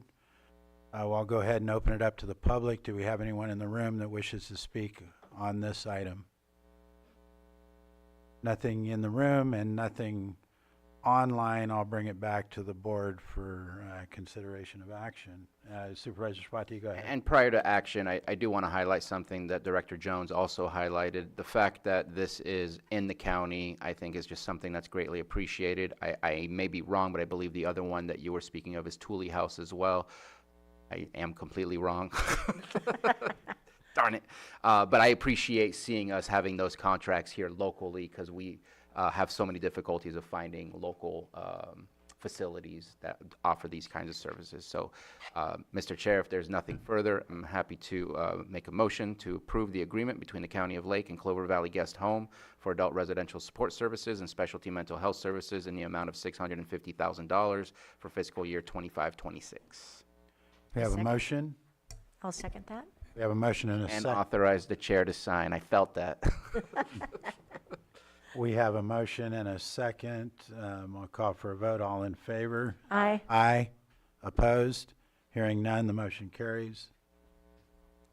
And we'll close that item. We're going to go ahead and move on to item 7.4. Elise, was that 6 beds or 8? I am not at that. I think I'm not sure. It's either 6 or 8. I thought it was 7, but Is it 7? Because I get could- them confused. I'm sorry. It's no more than 8. okay. I know it's in there somewhere. We'll go ahead and move on to 7.4, which is consideration of approval of amendment number 1 to the agreement between the County of Lake and Redwood Community Services Incorporated Phoenix House Crisis Residential Treatment Facility for fiscal year 25-26, and I'll turn that over to Director Jones. Thank you, Mr. Vice Chair. Yes, this is an exciting agreement. Redwood Community Services opened up the first crisis residential facility, I think, that exists. Well, maybe Napa has one, Sonoma has one. So not all of our contiguous counties operate this type of facility. We do not at present in Lake County have this. It is actually a required level of care within our mental health plan. And when we first initiated this agreement, it was, I think, only $25,000 just to get us started to see if there's competition for these beds. And so as things have progressed, they have been accepting more Lake County individuals. So this is a program, I believe, not less than 30 days and no more probably than 90 days, where people who have been in a mental health crisis can go and recompensate and hopefully step back out into the community and get what they need. So I'm happy to see this and happy to bring this before your board. Thank you. Anything from board members?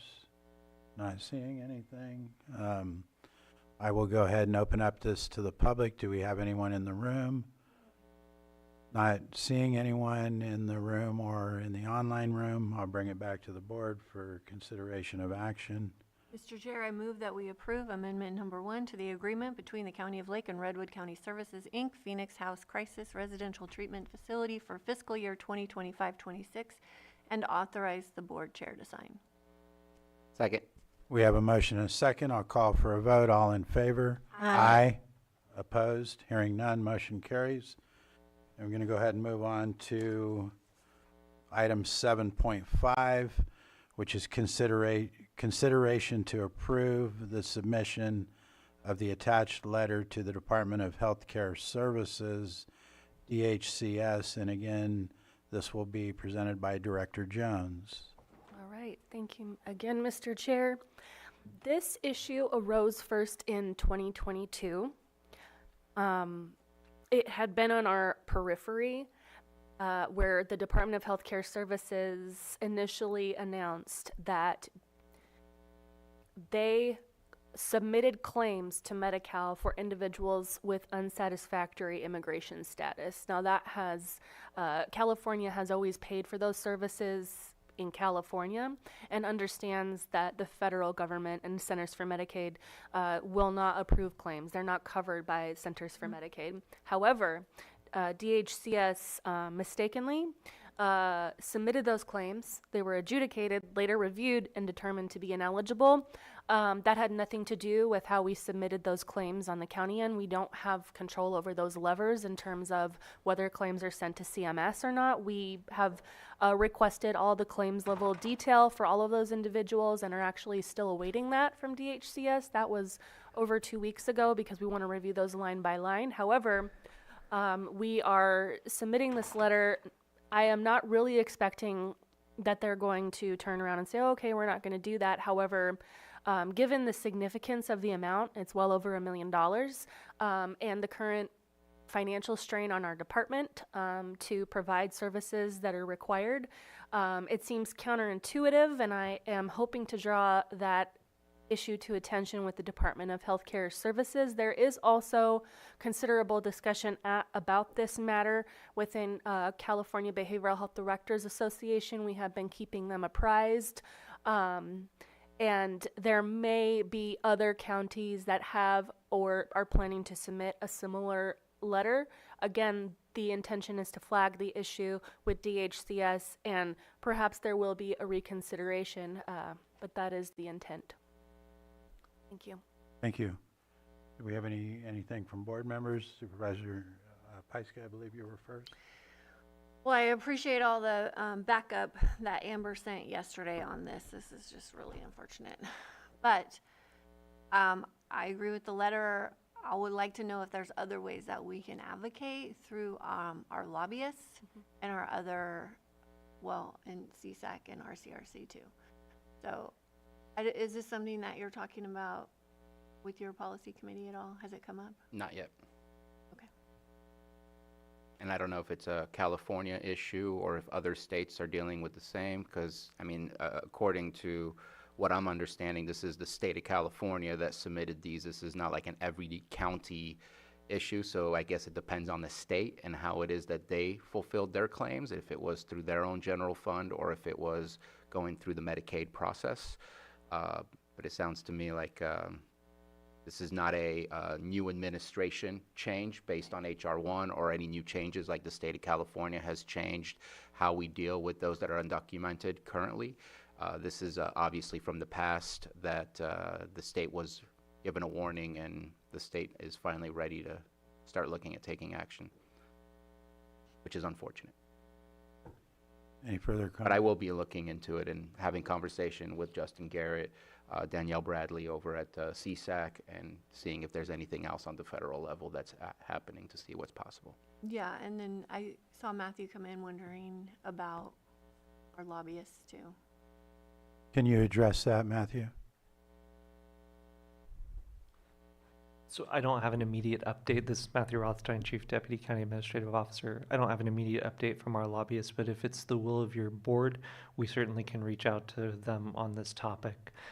Wasn't cleanly a part of any one of your board's existing priorities. However, certainly it's relevant to, county revenues. There are other implications that it could be tied to, but we would seek clear direction from your board that was of interest, and then definitely can follow up in that respect. All right, my comment would be I'm in support of your method of moving forward on this, and also I would agree that we should have our admin office work with our, what's the right word, our consultants. Lobbyists, I'm sorry. So if there's nothing further at this time from the board, I'll go ahead and, yes, Supervisor. Just a couple of comments. One, obviously, not sending a letter is ridiculous. We got to at least give it a shot and see. Appreciate you being upfront about the possible amount. It's about 1.2 million total, a little bit below that. That's not a small number. What I wish is that we had discussed at least this concept during our budget time. I don't know if there was a conversation between admin and behavioral health where it was decided, let's find out more information, but the fact that the letter's from August and that we had hard discussions on changing the budget already in September, this is not, if this was 200,000, something like that, maybe I can understand not having the conversation, but 1.2 million is a large number, so I kind of wish that we had that conversation then.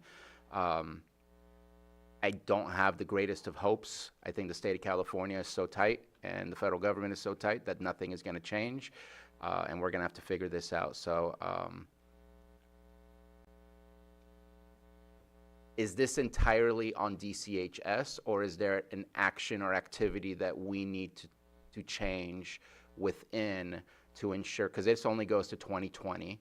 I know the original letters were 2022. Are we anticipating to find more between 2020 and 2022, or 2020 and up to 2025?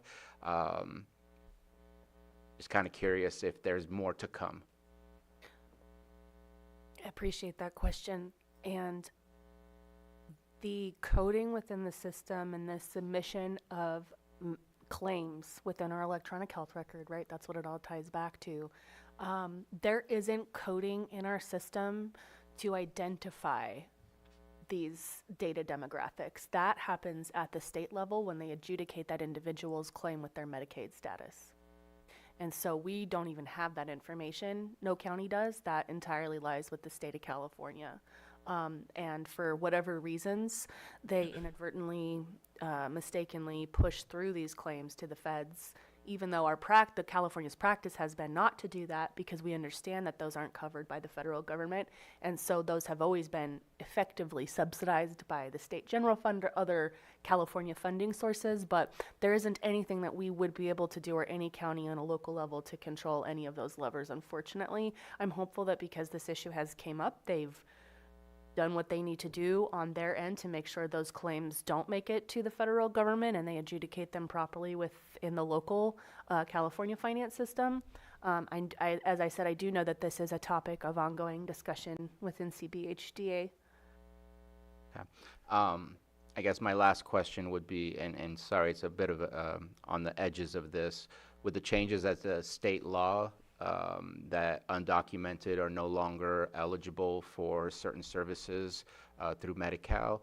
Are we having to start to do our own immigration status check internally that we weren't doing before? We have not crossed that bridge yet. That would be, I think, as of January. Is that correct? I believe that may be correct. Yeah. Okay.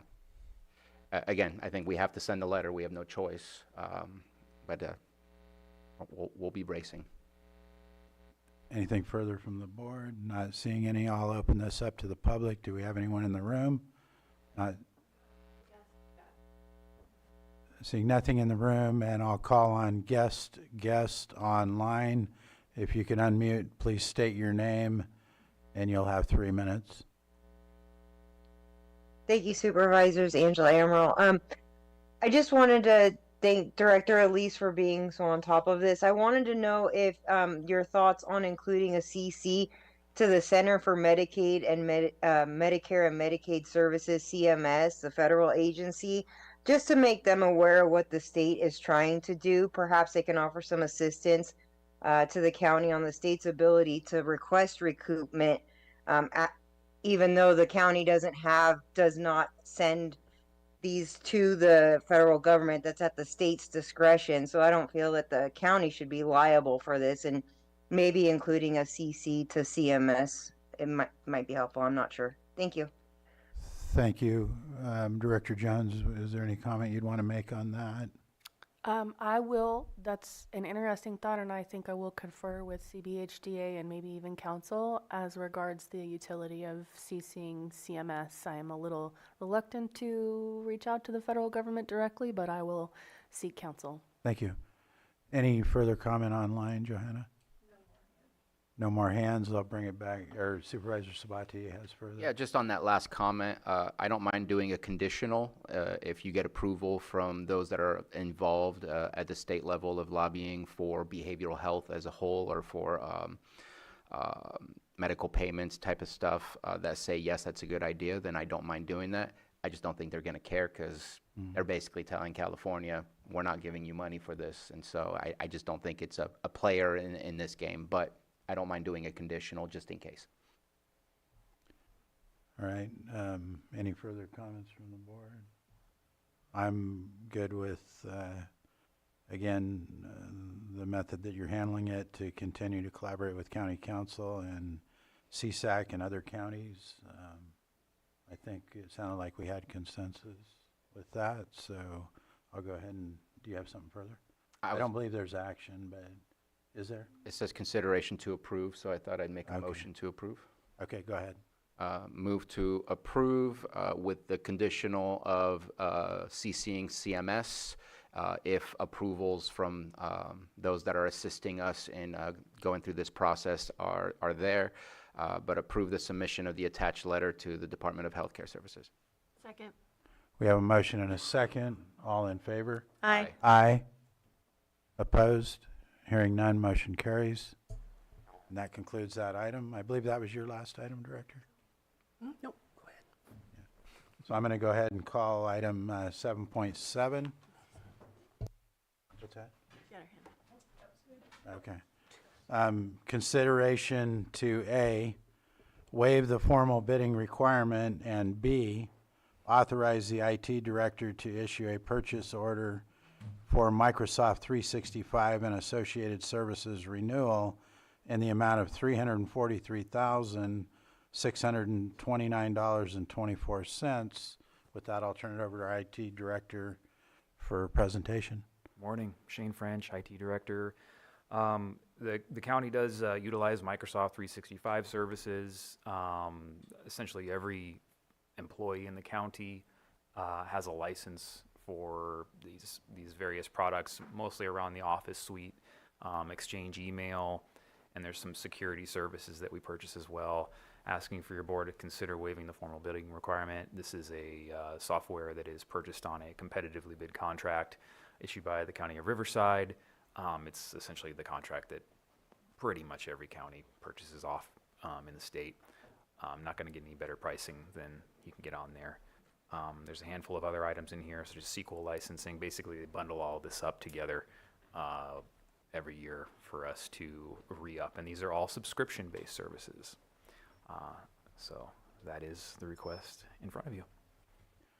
Thank you. Do we have any thoughts from the board at this time?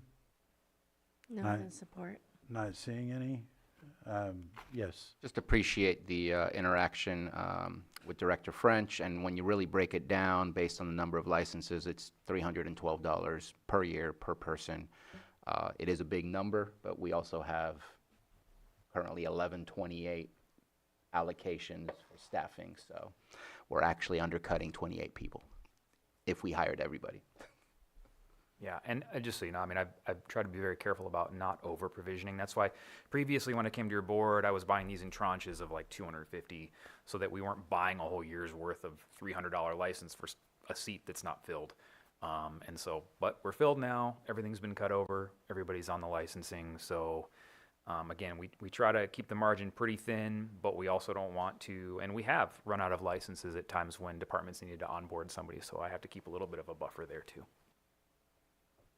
Yeah, I'm in support. Nothing further from the board. We'll open it to the public. Do we have anybody in the room? Nobody in the room, nobody online. I'll bring it back to the board for action. Mr. Chair, I move. Hang on. I noticed that there's two attachments that I didn't see before. Is there a difference between the two attachments? Because originally this was just a one renewal. Now it has another renewal with a different attachment. I would expect there just to be the one. It's just basically a quote from Dell.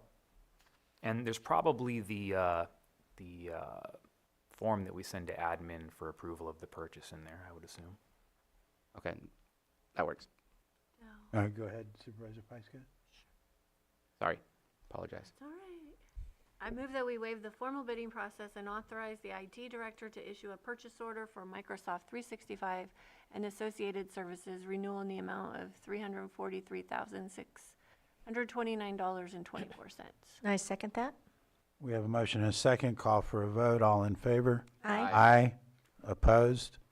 Hearing none, motion carries unanimously. Thank you. Thank you, Board. I'm going to move to 7.8. No? 7.2. 7.2, consideration of an update on Hobbiton Big Lake Big Science documentary and approval of further usage of the film. And I'm going to turn that over to our Chief Deputy Administrative Officer, Matthew Rothstein, to start. Thank you. Good morning, Supervisors.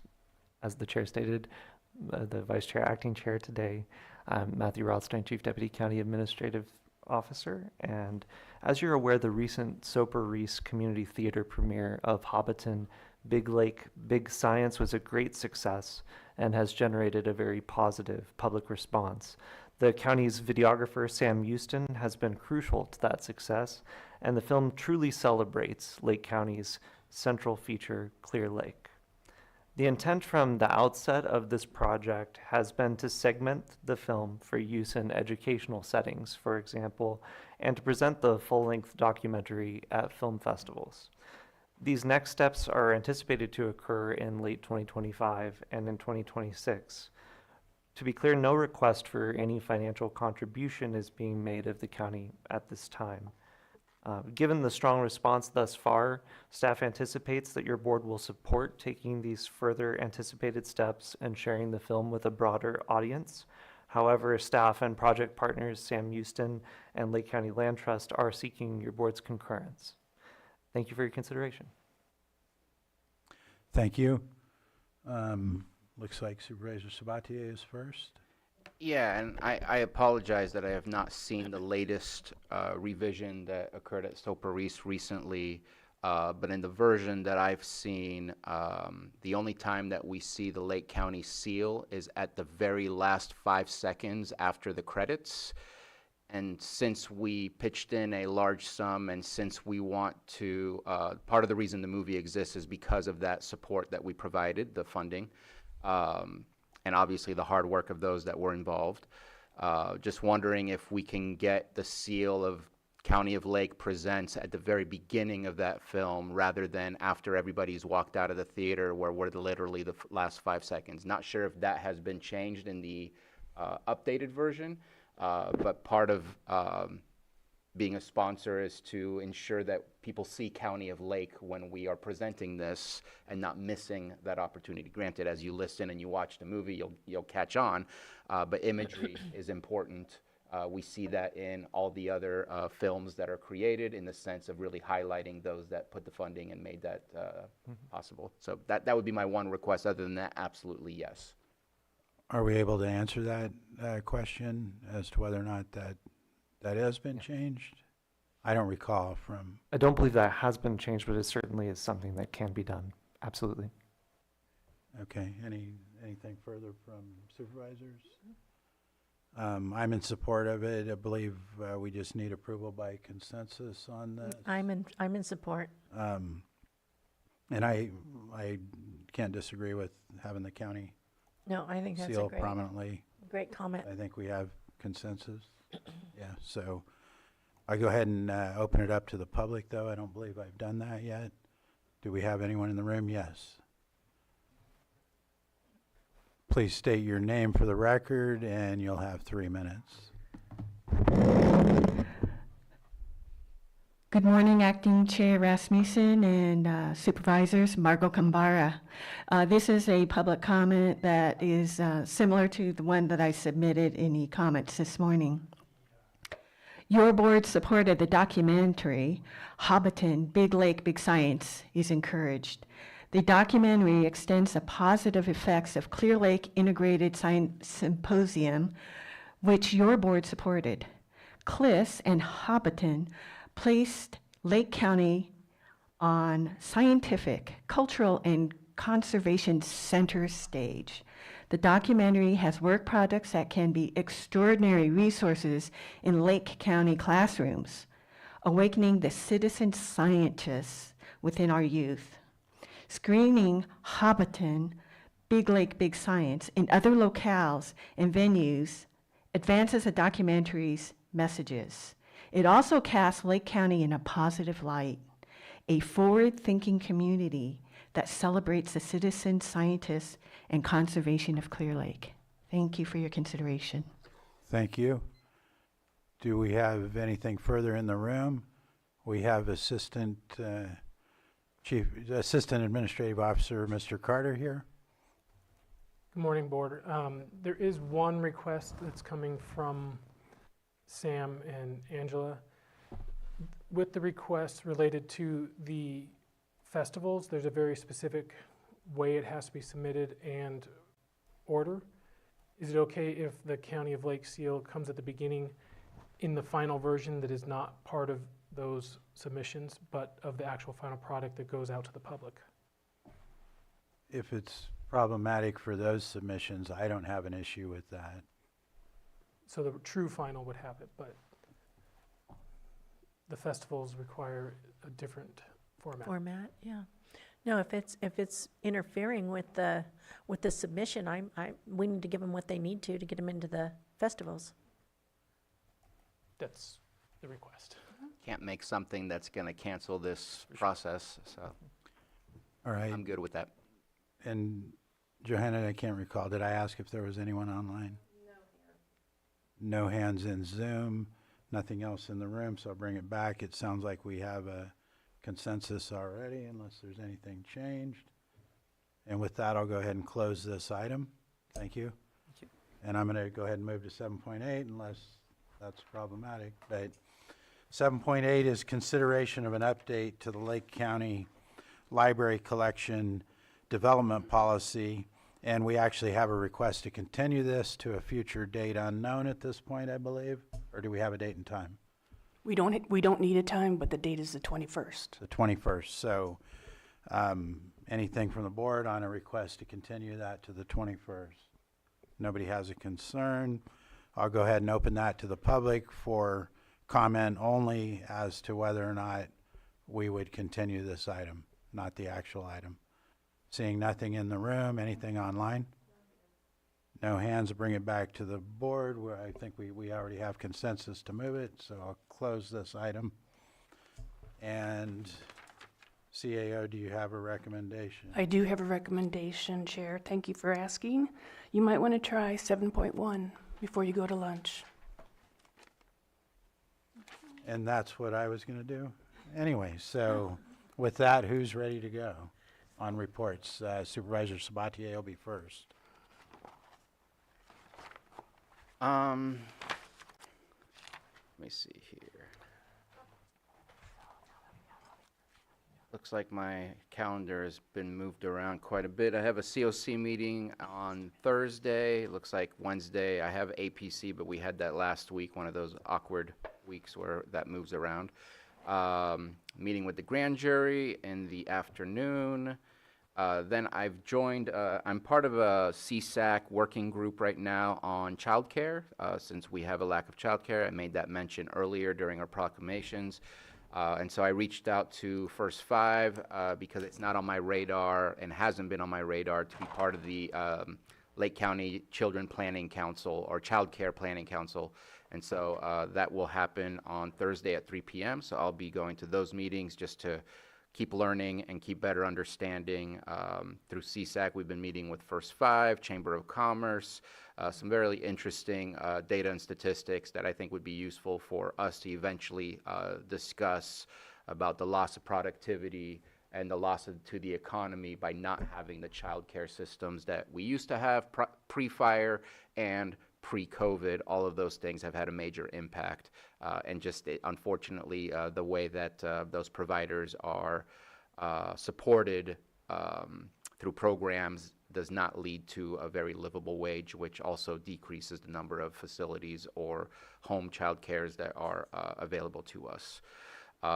So meeting there, going to the Resilient Reentry that will be happening Friday at 10 a.m. at Woodland Community College.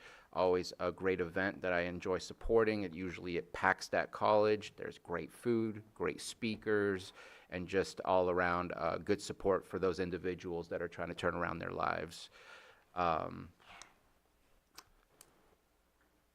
And that's all I got. And CAO meeting on Monday, meeting with Hamaton regarding our data for the COC, and back here on Tuesday.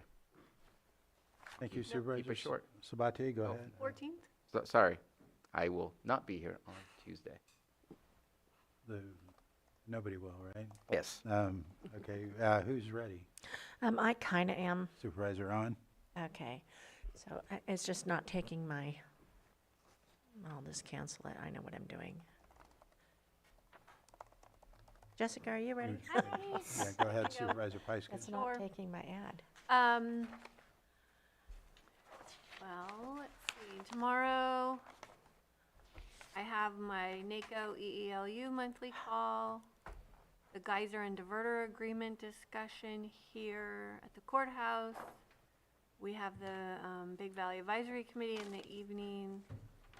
Thursday, Space Committee meeting, then Fire Safe Council meeting, then I have my, do I have my Resilient Communities call? I can't tell if that's real or not. And then the Geyser 65 Years of Water People in Progress event. Friday, there's an RCRC and CSAC PG&E quarterly meeting, but I'm not going to go to Sacramento for it. I'll just do it from home. I'm not sure if I'll be able to make the Resilient Reentry because this thing is in the middle of the day. But I am going to go to the football game in Middletown Friday night with my family. Land Trust dinner Saturday. And Monday, I have a meeting, a trail meeting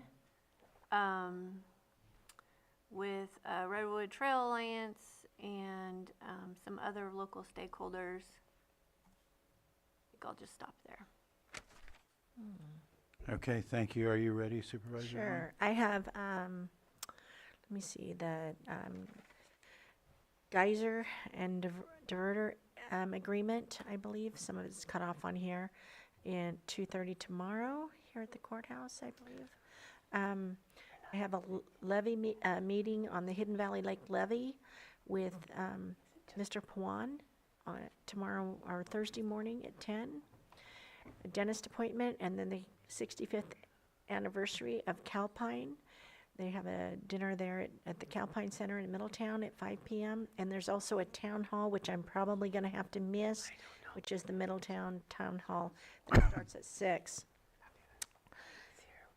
On Friday, I have a meeting at 9 a.m. here in Lakeport with Skeet Reese on the Big Bass tournament that he's bringing to us the end of June. And then I'll be going to Canocti Harbor to meet with them as well. I think at 11 is what time our meeting there is. And the weekend, I know I've got some stuff on the weekend. It's not registering. All right, thank you.